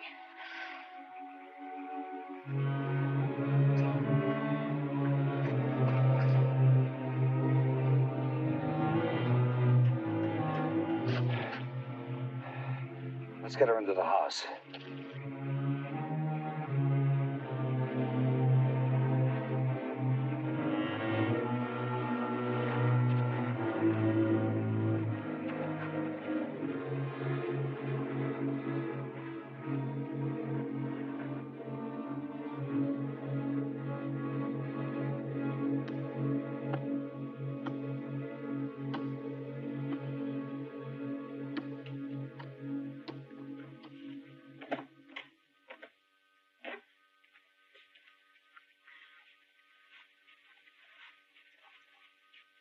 Why don't you go to bed, Billy? I will in a minute. You're gonna get all depressed sitting here by yourself. Did you ever see where my room is? You have to go down a corridor where nobody's lived for the past 50 years. And up a flight of stairs where my great-granduncle or somebody tripped and broke his neck. And then past the spot where my grandfather died of a heart attack. I'd rather be depressed here than there. Poor Billy. No wonder you used to get all those nightmares. Used to. I still get them. What are they like? Are they terrible? I don't know. They're more strange than terrible. I'm always a little boy when I'm in my room. It's late. I hear somebody outside making a kind of a scraping sound. I get out of bed, look out of the window, and there's a man climbing up the wall, coming closer toward my window. I yell for my mother, and she comes into the room just as the man is coming in through the window. I hold onto her legs, crying. I'm so small, I only come up to her waist. The man is in the shadows. You can almost recognize him, but not really. He says that he's insane, and that someone else in the room is insane also, and that he's going to nod his head. And when he does, that other insane person will nod their head. He nods, and I look up at my mother, and she's nodding her head. And then she starts laughing at me, and she picks me up in her arms, runs outside, and throws me into the pond. Oh, Billy, we've all got to get out of here. Come on, go to bed. I'll walk you past all those spooky corridors. So we can get there before Richard throws us both in the pond. What's wrong? Nothing. You just made me realize the man in my dream who climbs up my wall is Richard. I'm sorry. I just never thought of it before. Just a dream.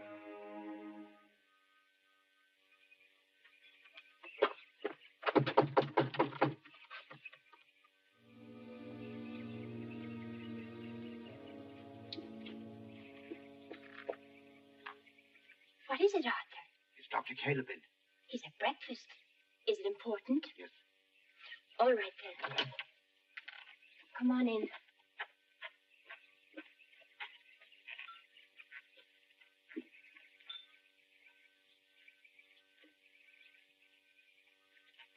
Excuse me, but Arthur's here.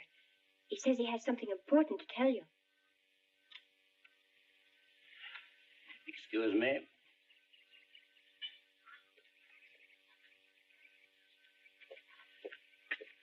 Well, Arthur, I drained the pond, like you told me so.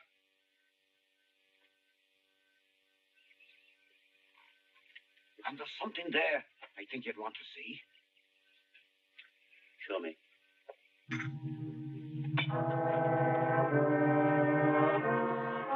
Richard.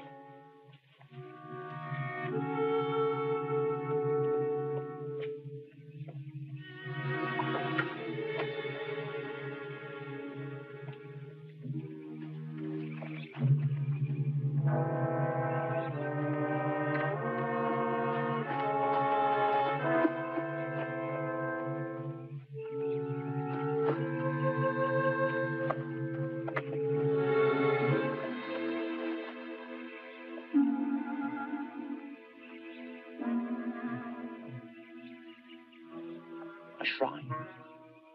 Beautifully done. I never saw that before. Quite skillfully carved, I must say. I worked in iron, remember? 6 years ago, you worked in stone. I never did that. Every one of us worked in stone. My father loved teaching us. Someone else did that, I didn't. No one else pursued this inherited talent. Nobody? Leave him alone. He told you before he's never seen it, and he meant it. Come on, Richard, let's go. No. He's trying to play a game with me, don't you see? Your mother lies in bed in a state of shock caused by something or somebody. I don't call that a game, Richard. Has the all-seeing doctor noticed that a certain money-hungry, conniving little woman has left our midst? That my mother in her struggle clung on desperately to a very valuable diamond tiara? But I think that shrine has been in that pond for 5 or 6 years. I don't think that 5 or 6 years ago Louise had even heard of Castle Halloran. Do you? What do you want out of this, Doctor? Oh, I don't know. Just the solution to the nightmare that has disturbed this family for 6 years. After all, I am the family doctor, you know.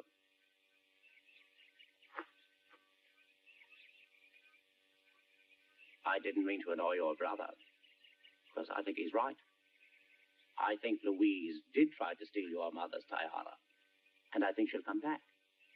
I think she's hiding somewhere in town. Will you help me look for her? Sure, if you want me to. I do. Because your brother's upset, and the young girl, too. That leaves the two of us. What do you think? Sure, I guess you're right. We look for her tonight.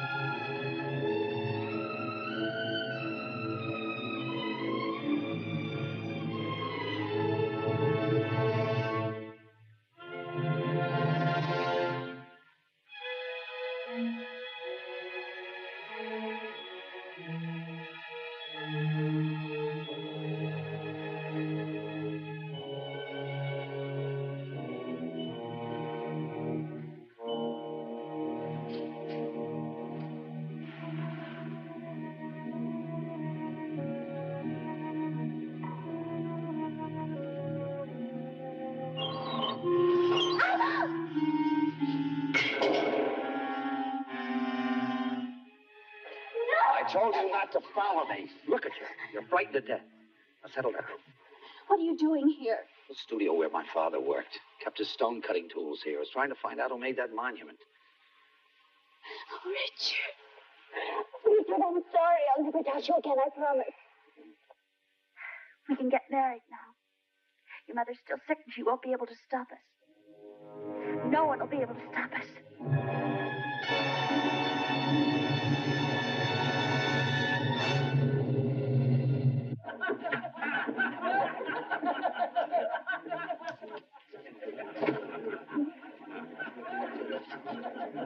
Well, this is the devil's own climate. Good for the grass and the country doctors. If I to survive by treating the common cold, I might as well retire. Too large Irish for Master Halloran.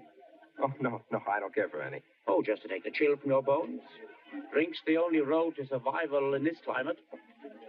Despite your useless American education, you're still Irish, you know. Drink up. You know his sister-in-law, John's wife, an American girl. Fair hair, fair complexion, you'd know her. No, I have never seen her. I seen her at the chemist, Doc, about 2 or 3 days ago. Thanks. Thank you. Over here, Billy, nearer the heat.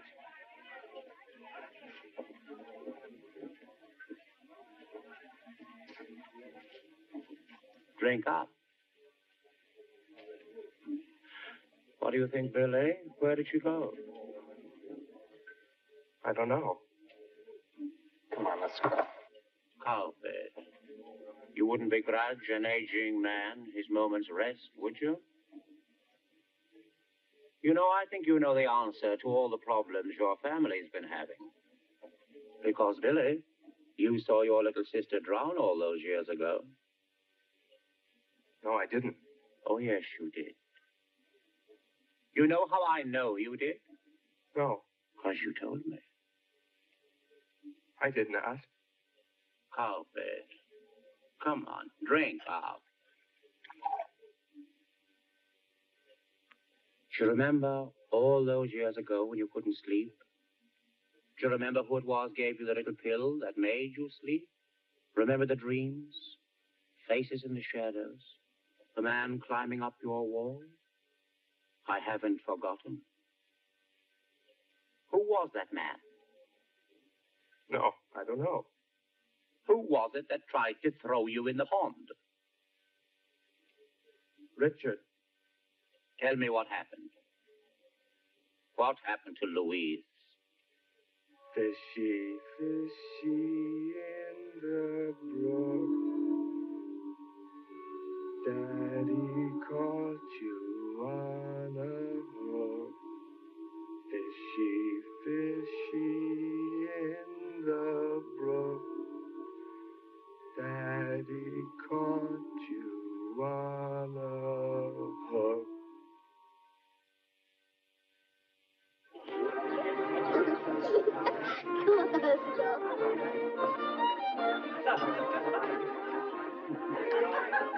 Has anyone here seen Richard?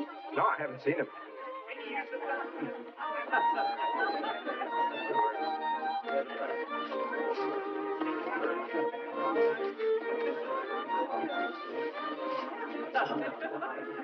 Congratulations.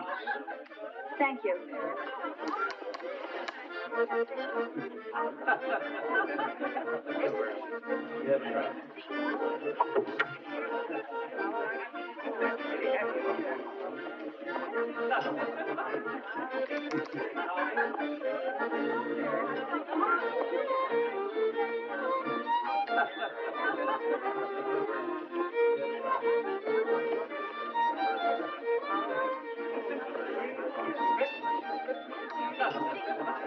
Excuse me.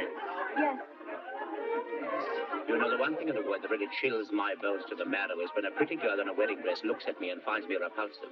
Oh, don't be silly, Doctor. Oh, I'm often silly, one of my major vices.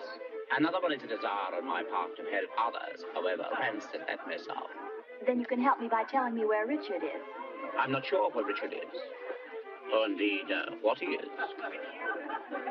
Oh, and you wonder why young girls in wedding dresses give you dirty looks. No.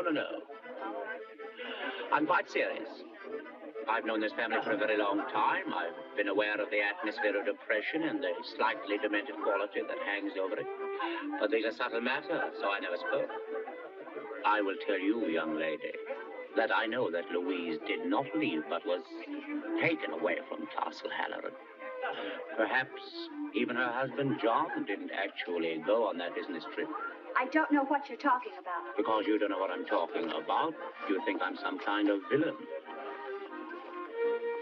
Can you imagine what it's like to try to help others and to be mistrusted every time my lip twists?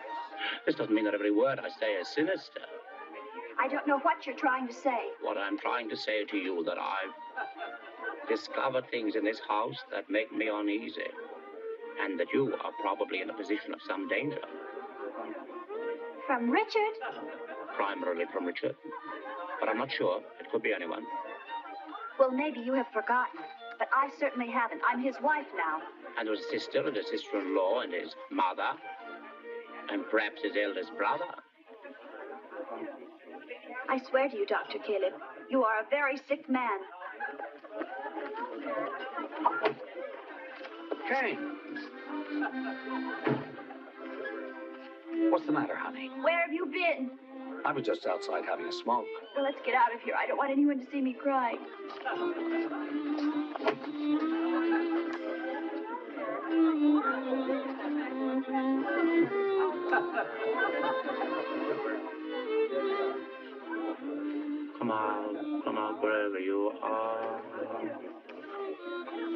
These nursery rhymes are notoriously expressive.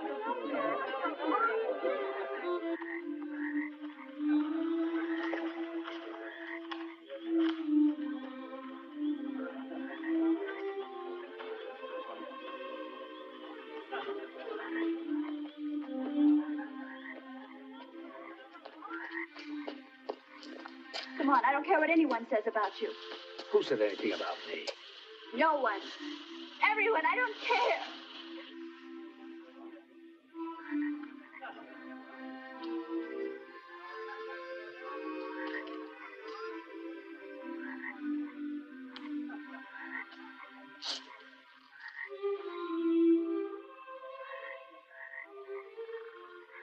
Little fishy in the brook.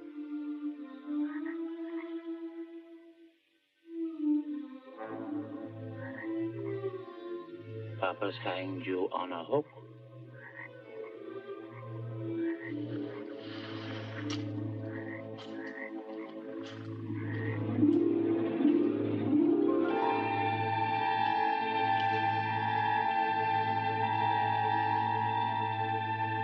Papa's caught you on the hook.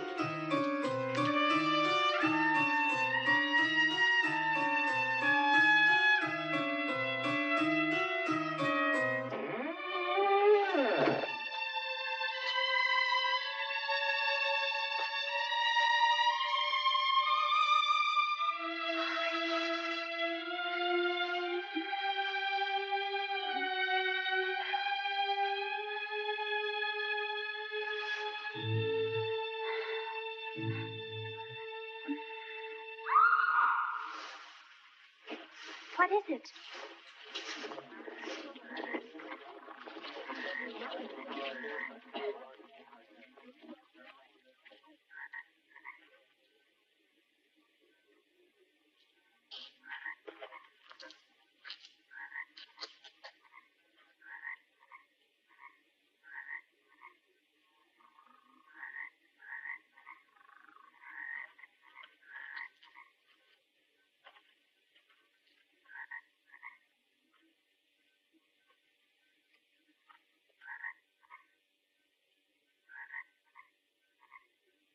Don't touch her!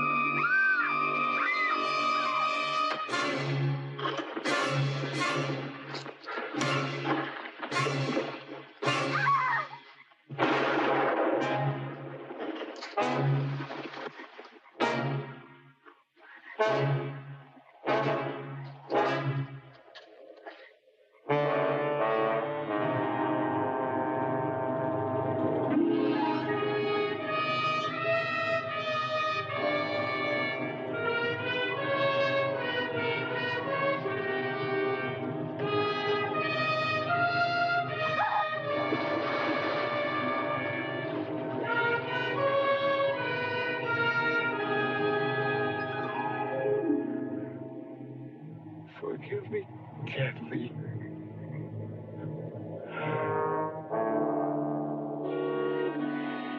You children play with stone the way other children played with the building bricks. You all forgot what a talented little boy Billy was. What about Kathleen? He made a wax doll, something he could protect, to relieve his guilt.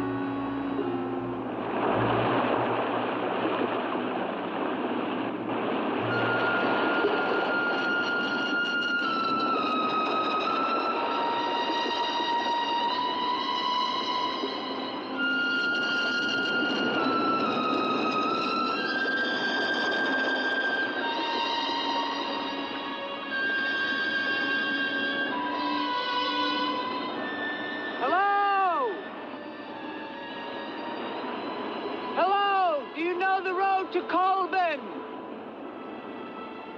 I was separated from my regiment at Arstadt. Do you have any drinking water?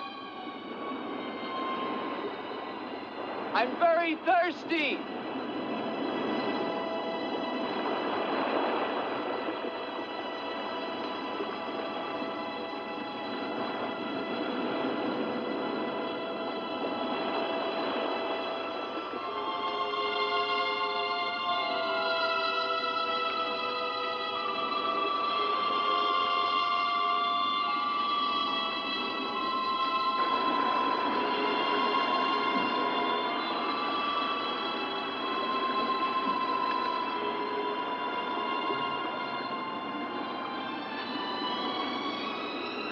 Clear water from the mountain.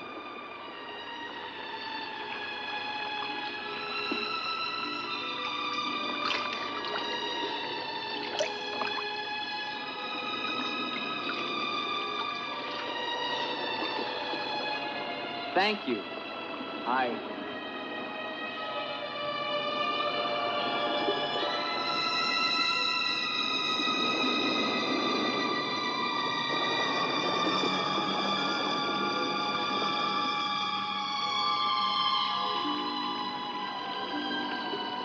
Hello.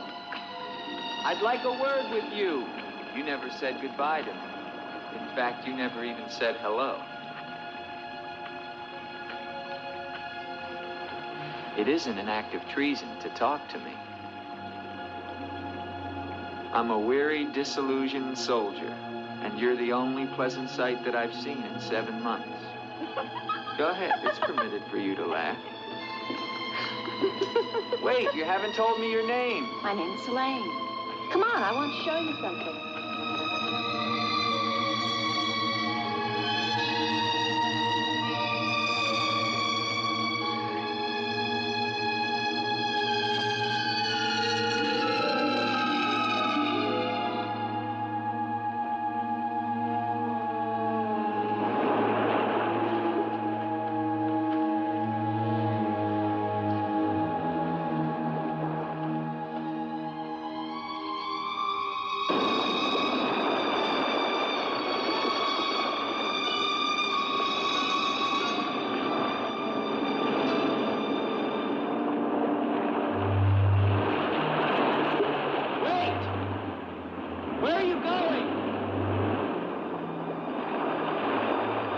What's wrong?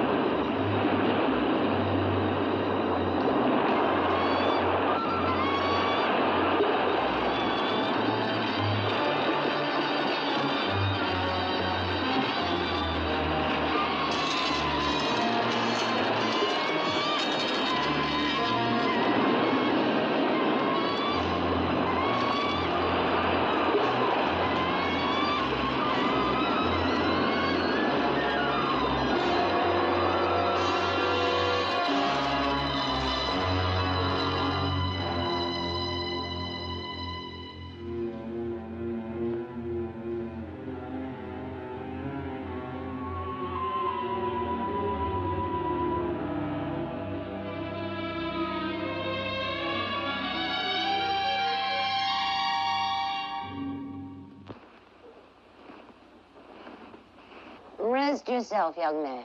You're safe here. Here, take this for your strength. God knows help is a very rare thing in this forest. Take it whenever it's offered to you.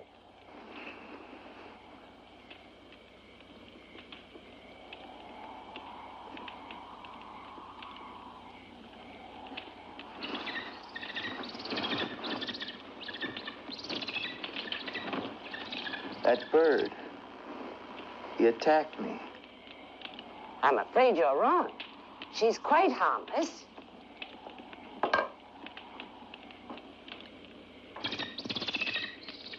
Here. Hold out your arm. She only seems dangerous. Actually, she's very affectionate, which is very unusual for a bird. Take it back. Oh, that is too bad. Little girl liked him, didn't you? This is Gustav. He brought you here. Gustav fed your horse. Where's Helene? This is Helene. No, not the bird. The girl. Where is the girl? There is no girl. Of course there's a girl. I saw her. She spoke to me.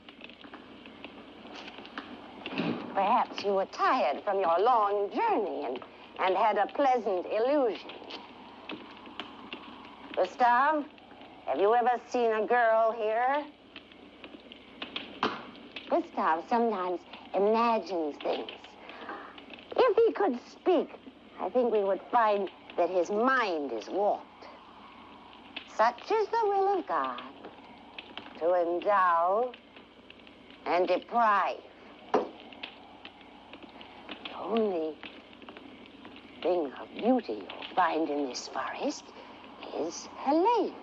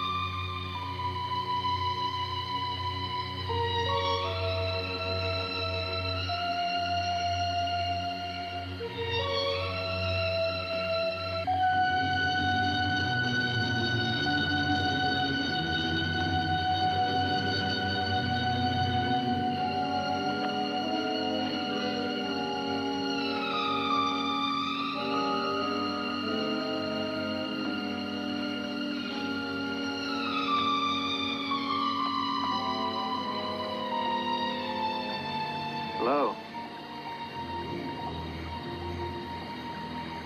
I was afraid you'd drown.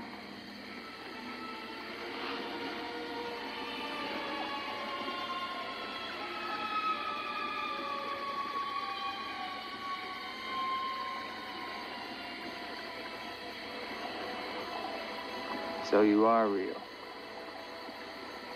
I started to think.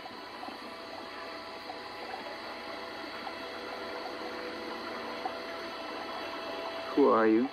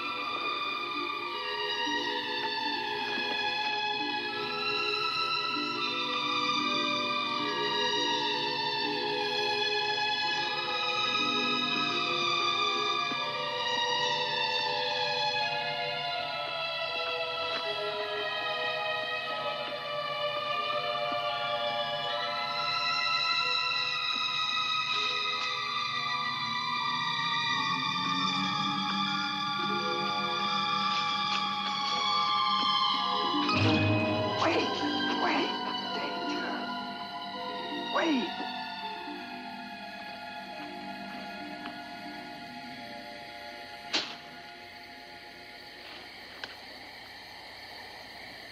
Quicksand. The girl was trying to kill me. She knows not what she does. Her will is not her own. You mean she's insane? Possessed. She needs your help. Help? How can I help her? The castle of the Baron von Lepp. You will find her there. I can say no more. There's great danger. Find Eric. Eric knows.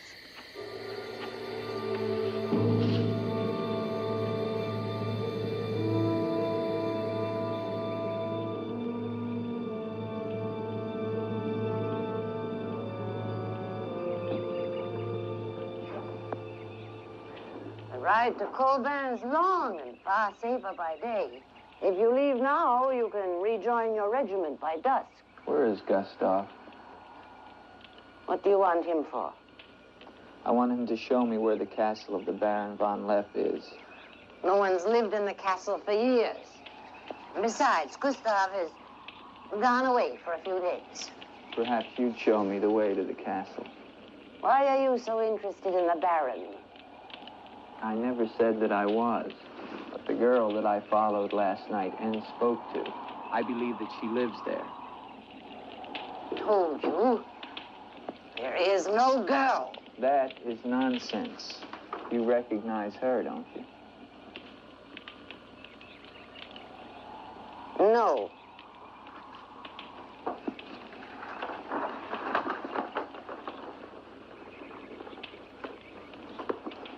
I'll find the castle myself. No, wait!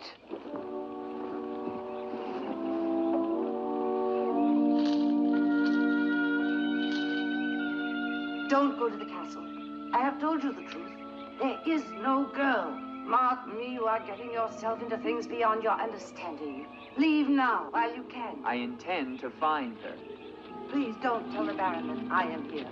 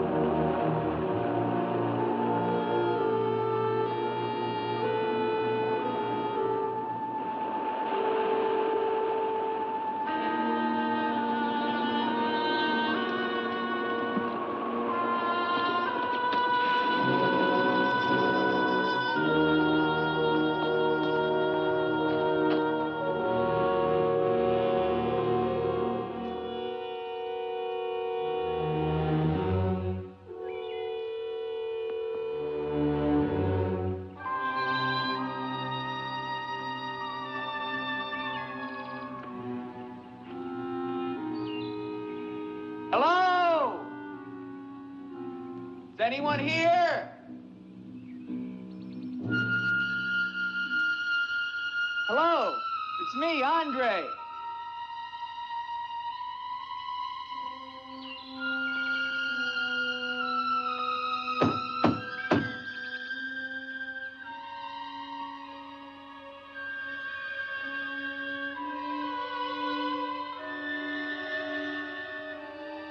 In the name of the government of France, I order you to open this door. Your pardon, young sir. I was at my devotions. I did not hear you. I'm sorry, sir, but But surely I made enough noise to awaken the dead.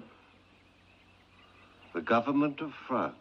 I've seen the uniforms of many governments in my time. What would a soldier of France be wanting here? Shelter, for one thing. Permit me to introduce myself, Lieutenant André Duvalier, 5th Chasseur. Baron Victor Frederick von Lepp. I suggest you will find better shelter at the village inn. Thank you, Baron. But I've had my fill of village inns. Surely you wouldn't want to inconvenience a French officer. Come in.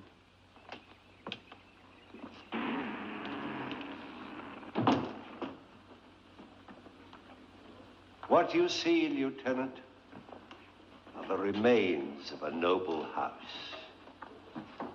Relics, ghosts of past glories. A noble heritage is something to be proud of, Baron. I'm afraid we've forgotten that in France. Ah, yes. Your name, Duvalier, your family. My father was the Comte de Valier. Was until they spilled his head into a basket one morning in the Place de la Concorde. Forgive me for reviving painful memories. You must be cold and tired, Lieutenant. Some cognac? I'd like that, Baron. Thank you. Sit down. Stefan? Yes, Baron. Cognac for our guest. Yes, Baron.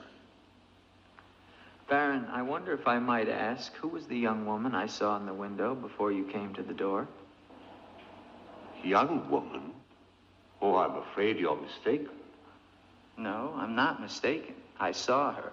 Dark hair and eyes, about 20. Well, I'm quite sure you think you saw someone, but... Baron, I am in full possession of my faculties. Please, allow me to show you something.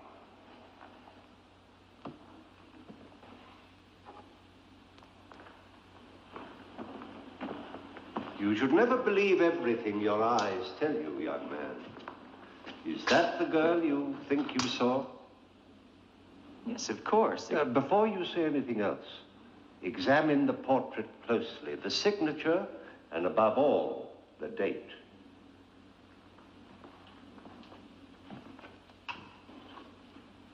$1786? But that's 20 years ago. It's incredible. It's the same girl, and she hasn't changed a bit. She has been dead for 20 years. With all respect, Baron, for a ghost, she's a very active young woman. You're speaking of the Baroness von Lepp, my wife. I beg your pardon, Baron. I meant no offense. Perhaps the resemblance was not quite as much as I had thought. The girl at the window... Lieutenant Duvalier, the only occupants of this castle are Stefan and myself. You are the first visitor since the turn of the century. Of course, Baron. Stefan will see you to your room. Thank you.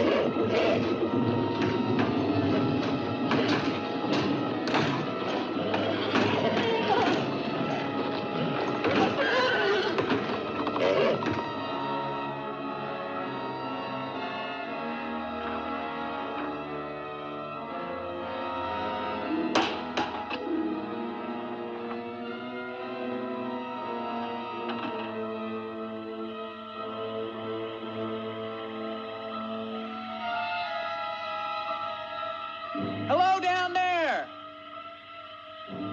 I'm coming down. Wait for me!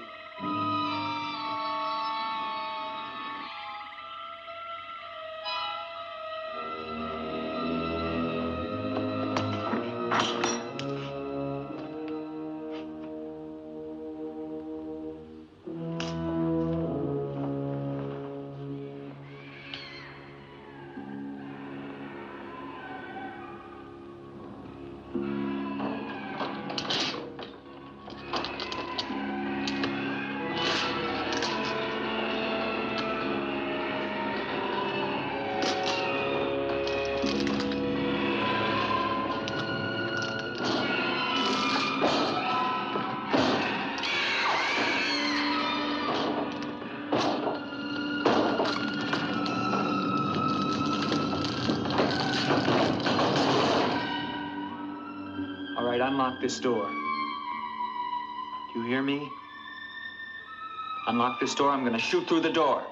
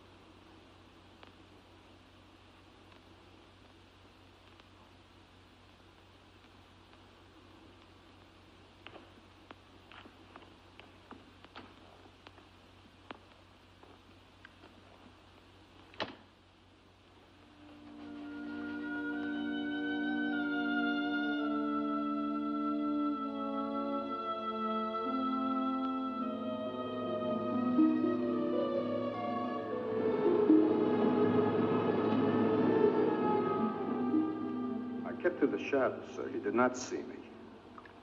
He's a strange one, though. He showed no fear. Well, he must leave at once. You think perhaps he's not merely a traveler? Why do you say that? He might have heard things in the village. Oh, nonsense. He's a soldier. He doesn't listen to old wives' tales. The important thing is that he leave with all due speed. I shall see to it, sir. But of his own accord. We must show him the respect his position and rank demand. Outwardly. I understand, sir.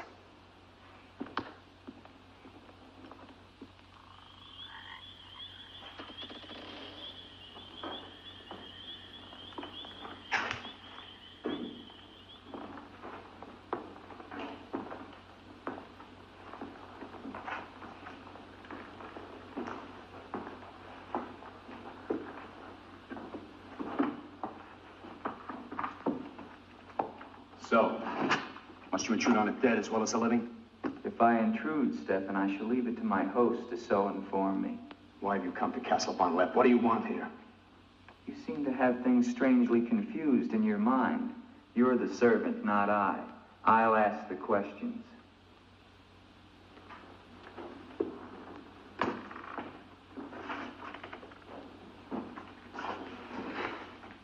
This was once a place of worship. Why have the holy objects been removed? The Baron ordered it. When his wife, the Baroness Ilsa, passed away. Then this became her tomb? No, just the entrance to it.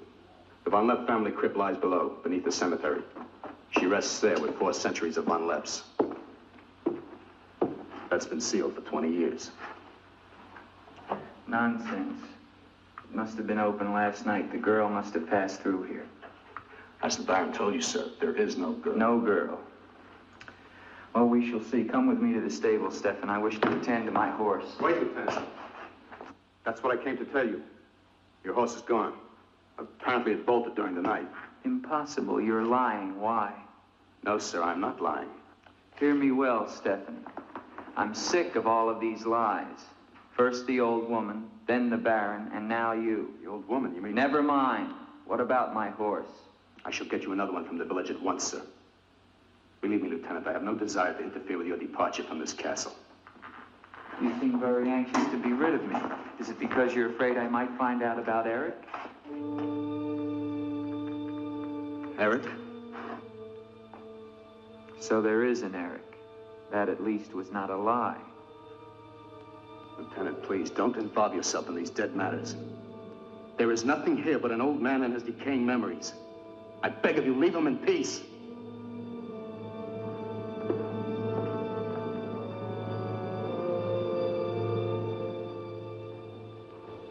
Will you join me, Lieutenant? No, thank you, Baron. I've just come from the stables. My horse is gone. Your horse is gone? Yes, I believe it was stolen, Baron. Oh, impossible, Dick. The stable door perhaps was left open and the animal bolted. Not an unusual thing. In itself, no. But there are certain other mysteries I would like to have explained, Baron, and I mean to have them explained. How dare you take that tone with me? I don't mean to be abrupt, but I will have answers. Well? Now, why did you remove the portrait of the Baroness from the wall? I sent it away for renovation. The dampness of these walls puts a mold on the pigment. You evade very cleverly, Baron. Can you also explain the violin music and the girl in the chapel last night? You saw her again? So you admit there's a girl? Ilsa. Ilsa, is that her name? Answer me, Baron. Please, please, leave me in peace, If I leave you now, Baron, I will come back with a company of my men and I will tear this place down around your ears until I find her. Is that clear? Very clear. All right, now, what happened to the Baroness? Was her death violent? Yes, her death was violent. How did she die? You spare me nothing. 20 years ago, I was not the man you're looking at now. This land, this estate prospered. My people lived well and were happy. My wife had died some years before, and I was lonely. Then, one day in the village, I saw Ilsa, a peasant girl who'd come to live there with her mother. Oh, I could have taken her. As nobles have taken the daughters of peasants since the beginning of time, but I loved her. And she became the Baroness von Lepp. Almost immediately afterwards, I was called away for military service, a rebellion in the Polish province. I was gone for nearly a year. When the fighting was over, I hurried home to my bride.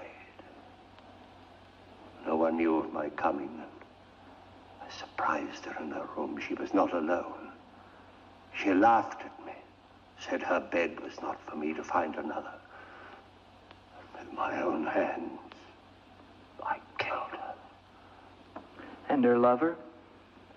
Stefan took care of him.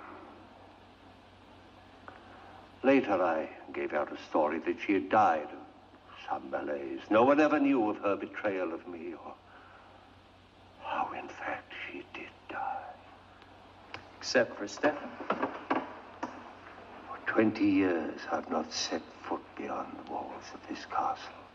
I've lived here alone with the memory of the dreadful thing I did that night. That is my penance. And now you believe what? That the ghost of Ilsa has come back to relieve you of your penance? Is that it? Yes.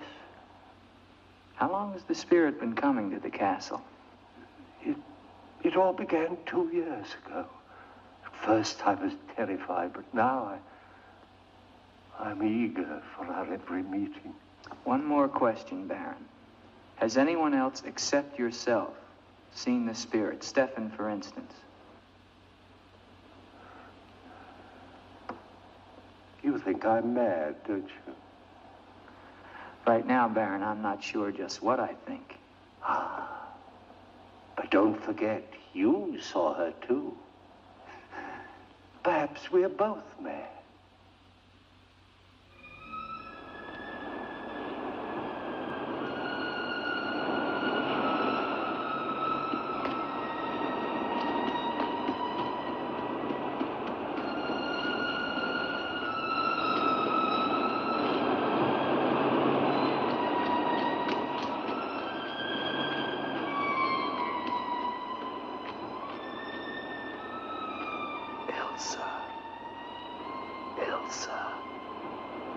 Ilsa. The name sounds strange to me here by the sea. It is your name. Don't you remember? My name is Helene. The old woman told me. She lies. She summoned me from the sea. You must go back. Your soul is troubled, Ilsa. Go back? To Eric? To the sea. Only when the sea enters the crypt. We shall rest there together, he and I, beneath the sea. It is an evil thing. You must not do it, Ilsa. I must obey the old woman.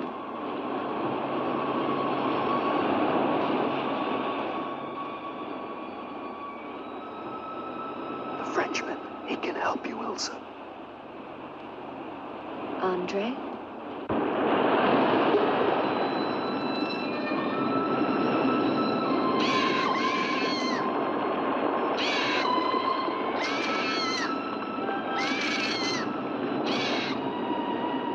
One calls.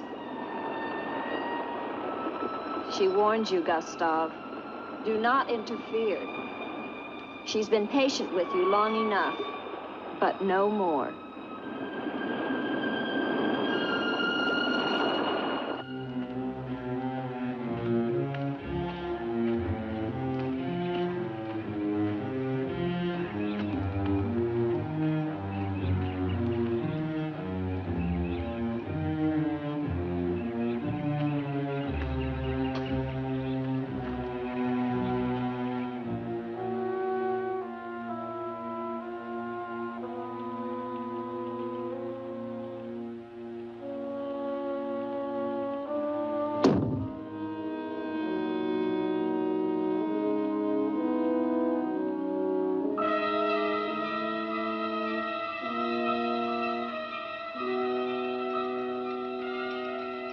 Tetragrammaton, tetragrammaton.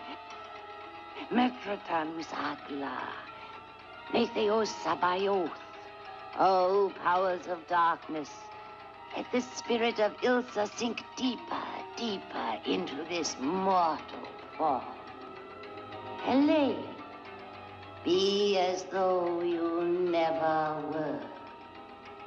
Spirit of Ilsa, see through these eyes. Speak through these lips. Do my bidding. For only then shall you find release from your torment.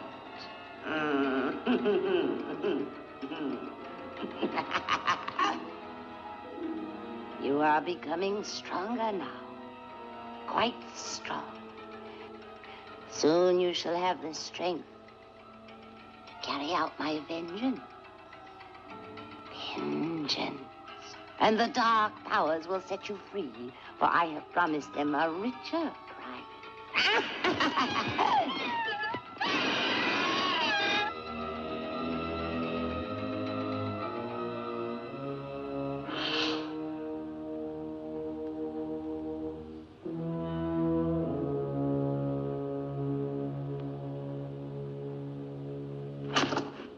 Good afternoon.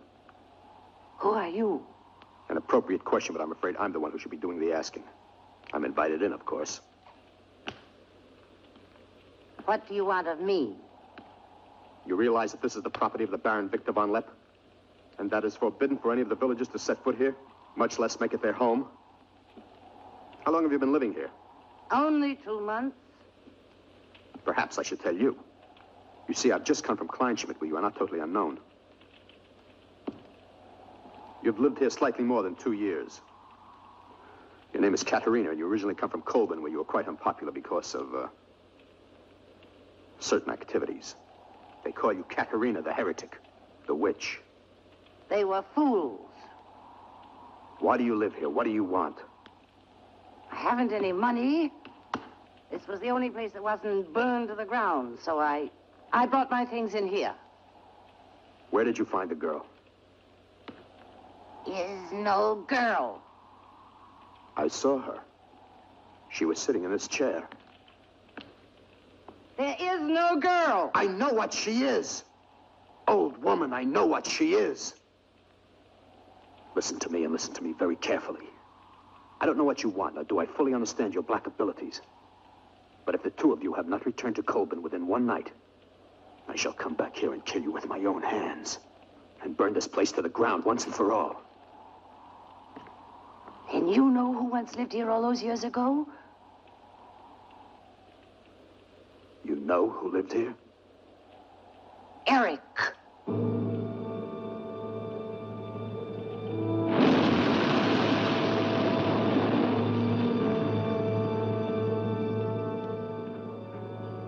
Frenchman gone?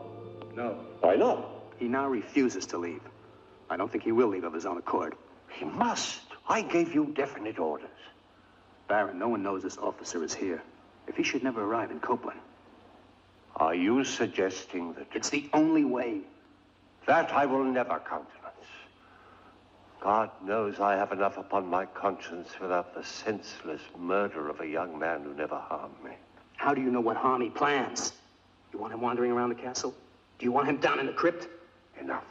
The crypt is no concern of yours.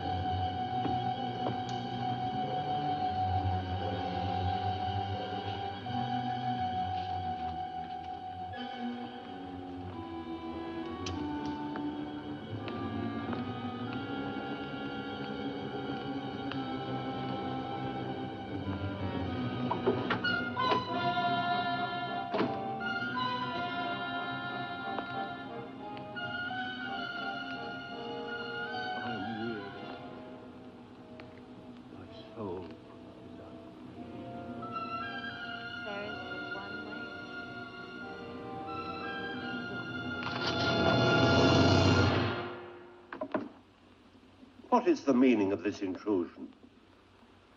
I'm sorry, Baron. I thought I heard voices. Does that give you the right to burst into my room unannounced? I beg your pardon, Baron. Stefan has gone to the village to get you another horse.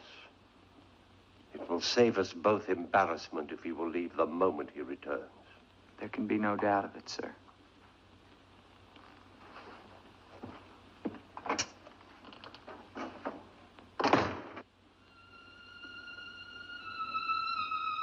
Ilsa? You're doing the best thing, Lieutenant. The Baron often does things which may seem strange to you and me, but the death of the Baroness was a severe shock to him. One from which I fear he has never fully recovered. I understand completely, Stefan.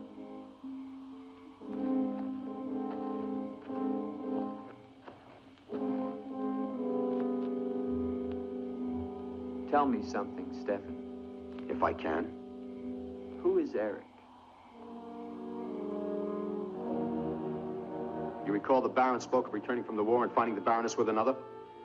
Yes. Eric was that other.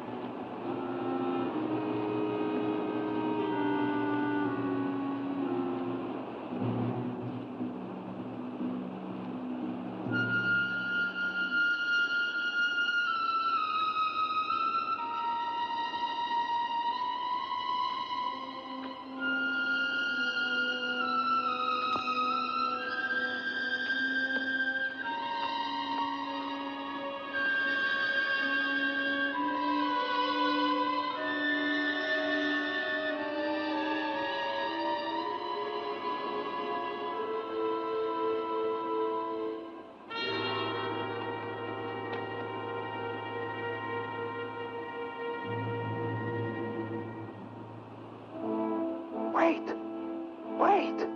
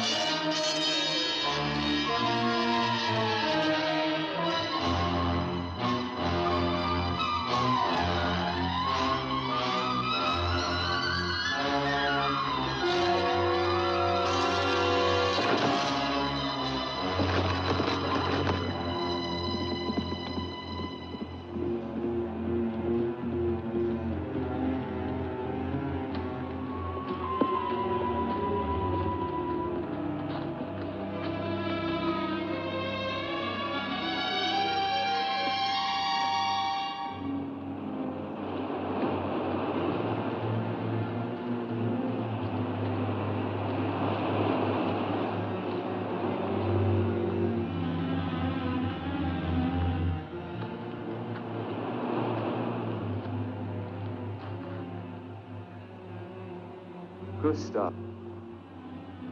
She has seen you. She loves you. You must help her. Tonight, her soul cries out for release. Go back.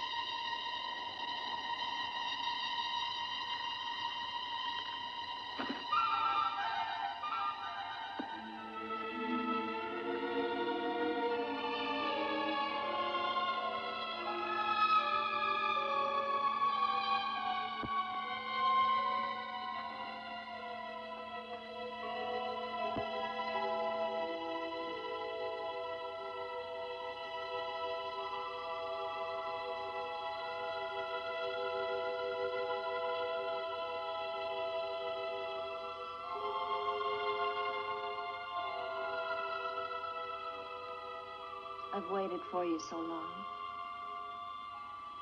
I've been searching for you, to help you. But you wander in strange places at strange hours. You're really here. Of course I'm here. And I'll never leave you again. Never.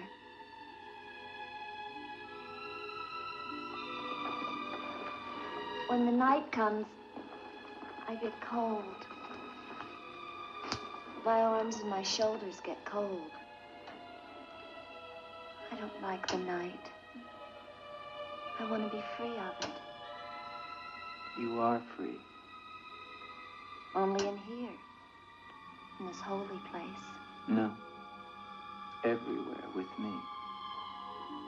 You must come away with me now. No, I can't. Not until... Until what? The crypt. It must be destroyed. And with it, the dead. Don't speak of the dead anymore. You're with me now. I am possessed of the dead. You're a warm, living woman. Who has told you these things? The dead. In Paris, they're doing wonderful things to discover the nature of the mind. I'll take you there. There are doctors who can free you from this. From the dead? The dead cannot reach out from the grave. You must come away with me now. No. I'm afraid. The night. There's nothing to be afraid of.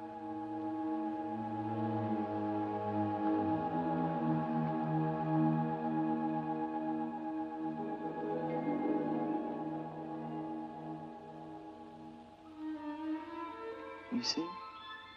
Love me and there is no fear. Yes, Andre. I do love you. Then come away with me.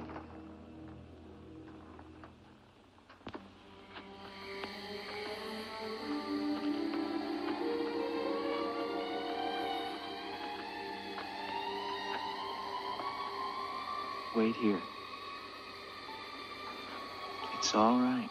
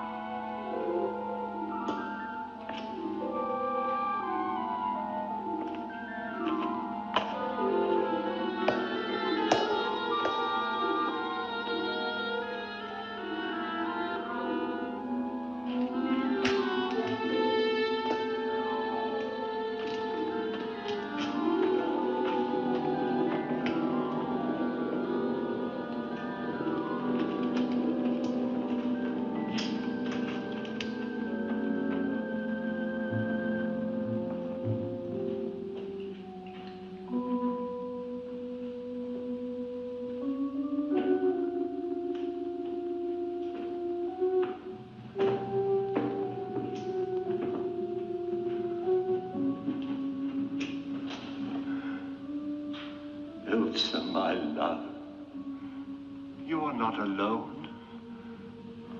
I am here with you now. Soon I will join you in eternal sleep.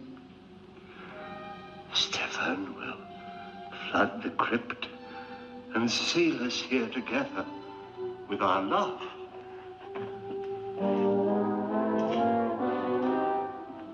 Elsa. Elsa. Elsa. Why do you not talk to me? I am here, Victor. I've been waiting for you. My love. My love. You know what you must No. do.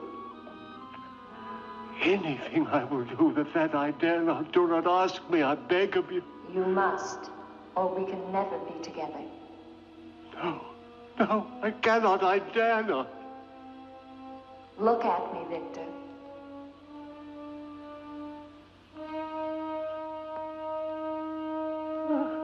Elsa, why do you torment me so?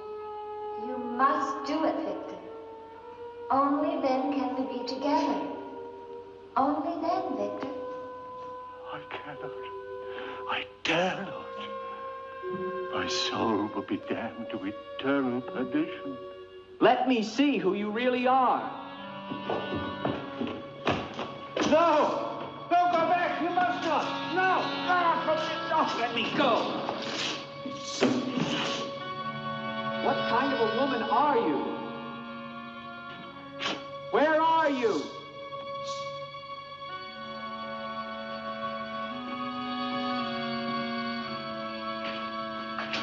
Who are you? Helene!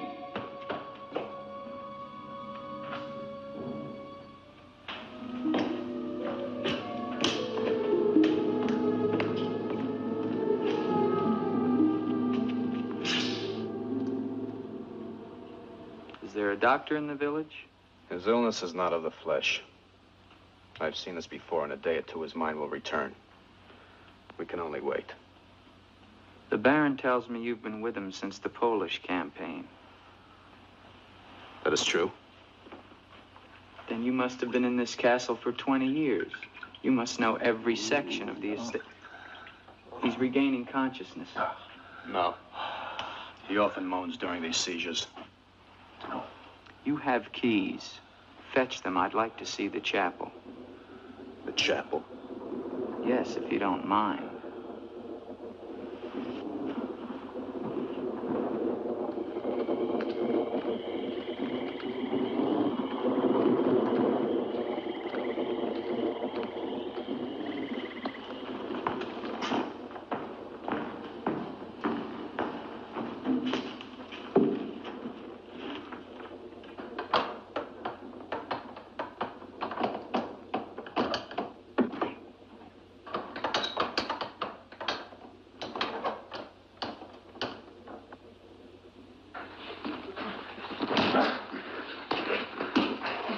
The hinges are rusted solid.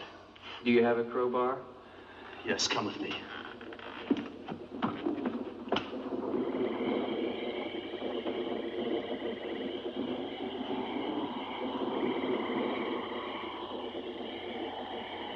What is it?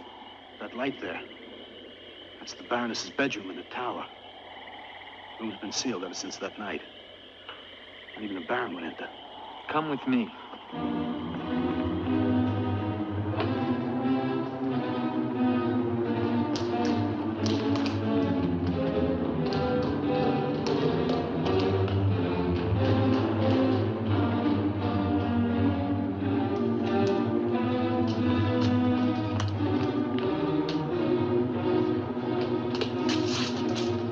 Where's the key?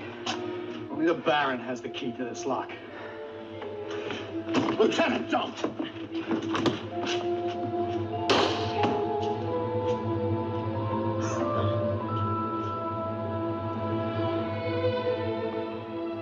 The Baron should find out we've entered this room.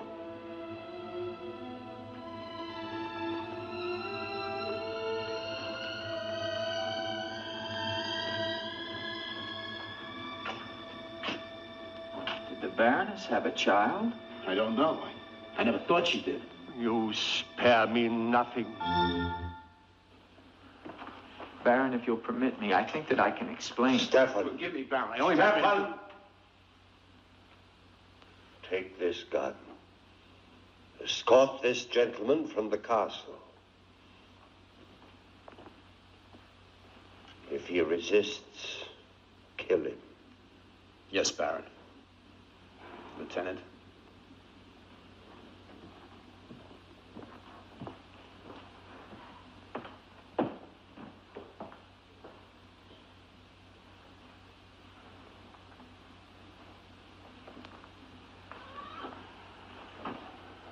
My love. My love. I am here, Victor.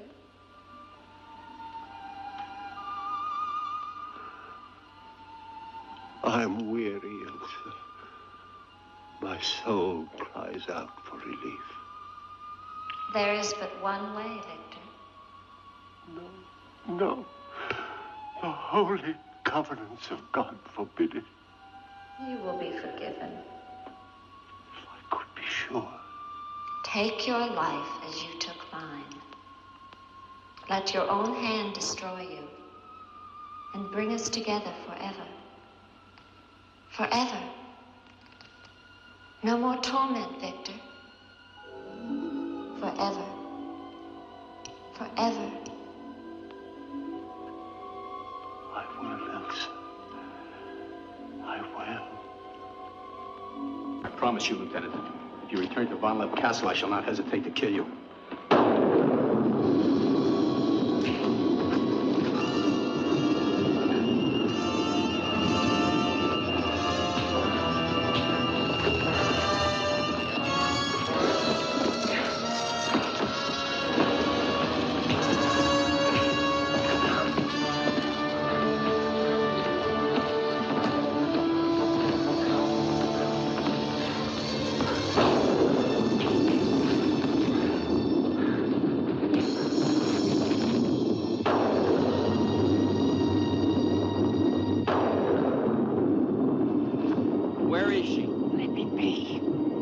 Why did you lie to me about the girl?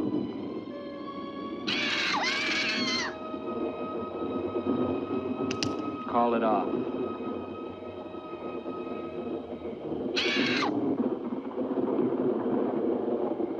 Doesn't matter now. You're too late. Tonight he damns himself. Yes, even now she taunts him to his own eternal doom. You control the girl just as you control that bird. How? Mesmerism? Mesmerism, you fool. Why? Answer me, old woman, or I'll break your neck. To avenge myself on the Baron von Lepp. She will drive him to God's one unpardonable sin. Suicide. For what offense? What has the Baron done to you? He killed my son, Eric. Eric was your son? Yes. And tonight the Baron pays for Eric's life with his own immortal soul. She spoke of destroying the crypt. Too late. Too late.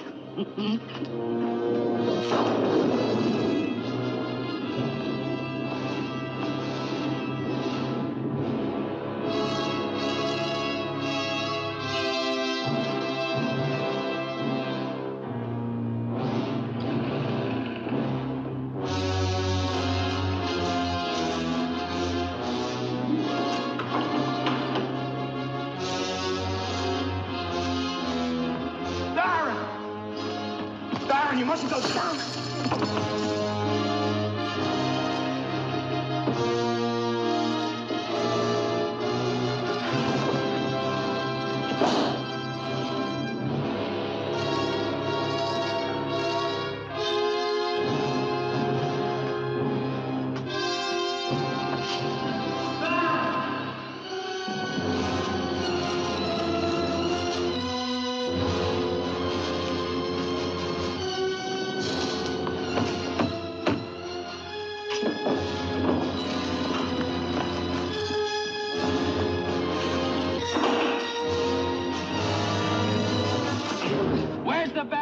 We must get to him. He's locked himself in the crypt.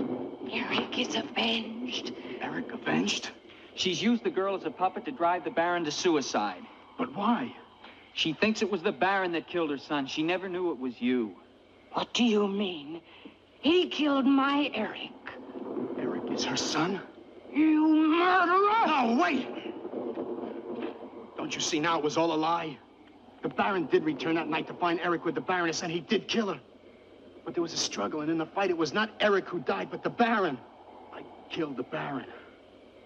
Then Eric is still alive?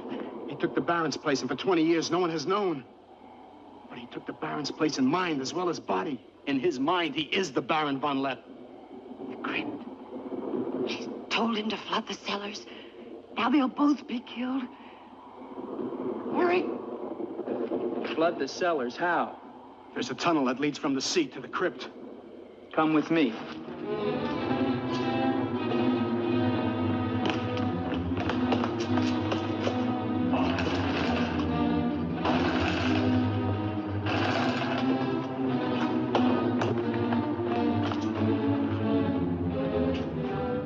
He's locked it from the inside.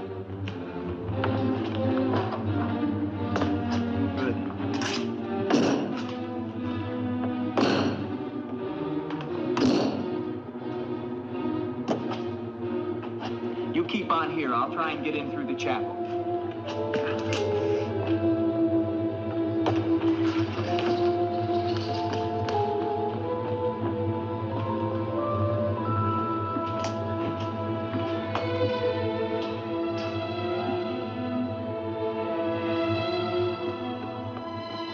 I may need you.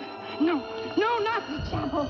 I may not enter the house of God. I have made my pact with another. No, closer! No!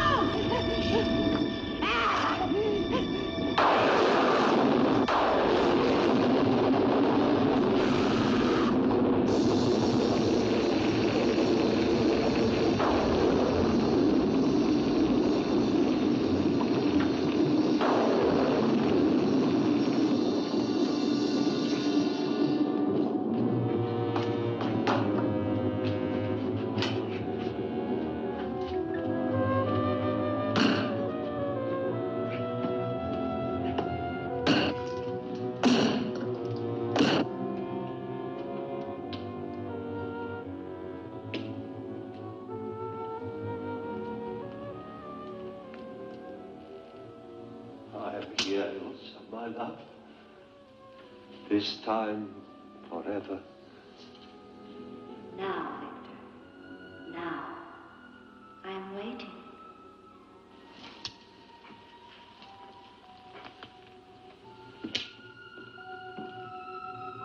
Hurry, Victor, hurry.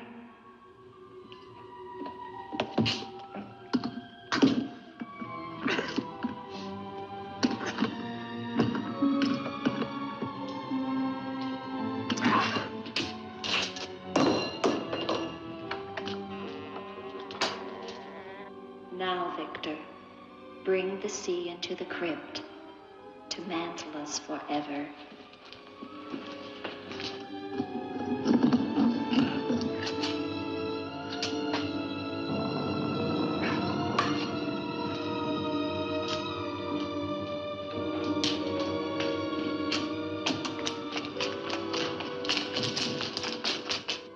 We will be together again, Victor. Together with our love here beneath the sea. Come to me, my love. Draw the veil. Look at me. And see how eagerly I await your embrace.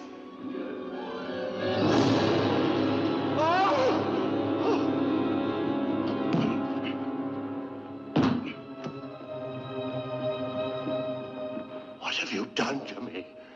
I have damned you as you damned me. The part of me that loved you lies there, Victor, rotting in the coffin. Look at it. See what your evil love has done to me and die with that vision in your brain. Why have you done this to me?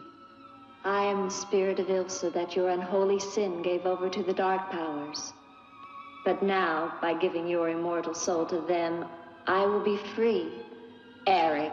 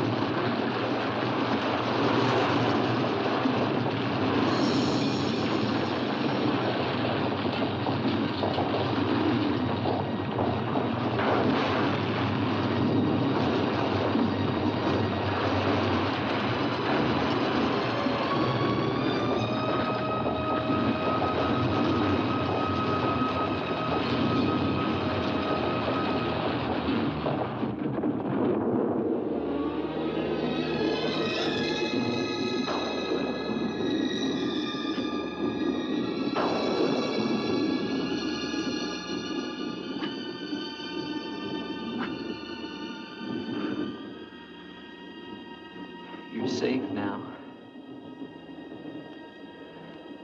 It's over. It's over. Do you understand? You're free now. Free? Andre.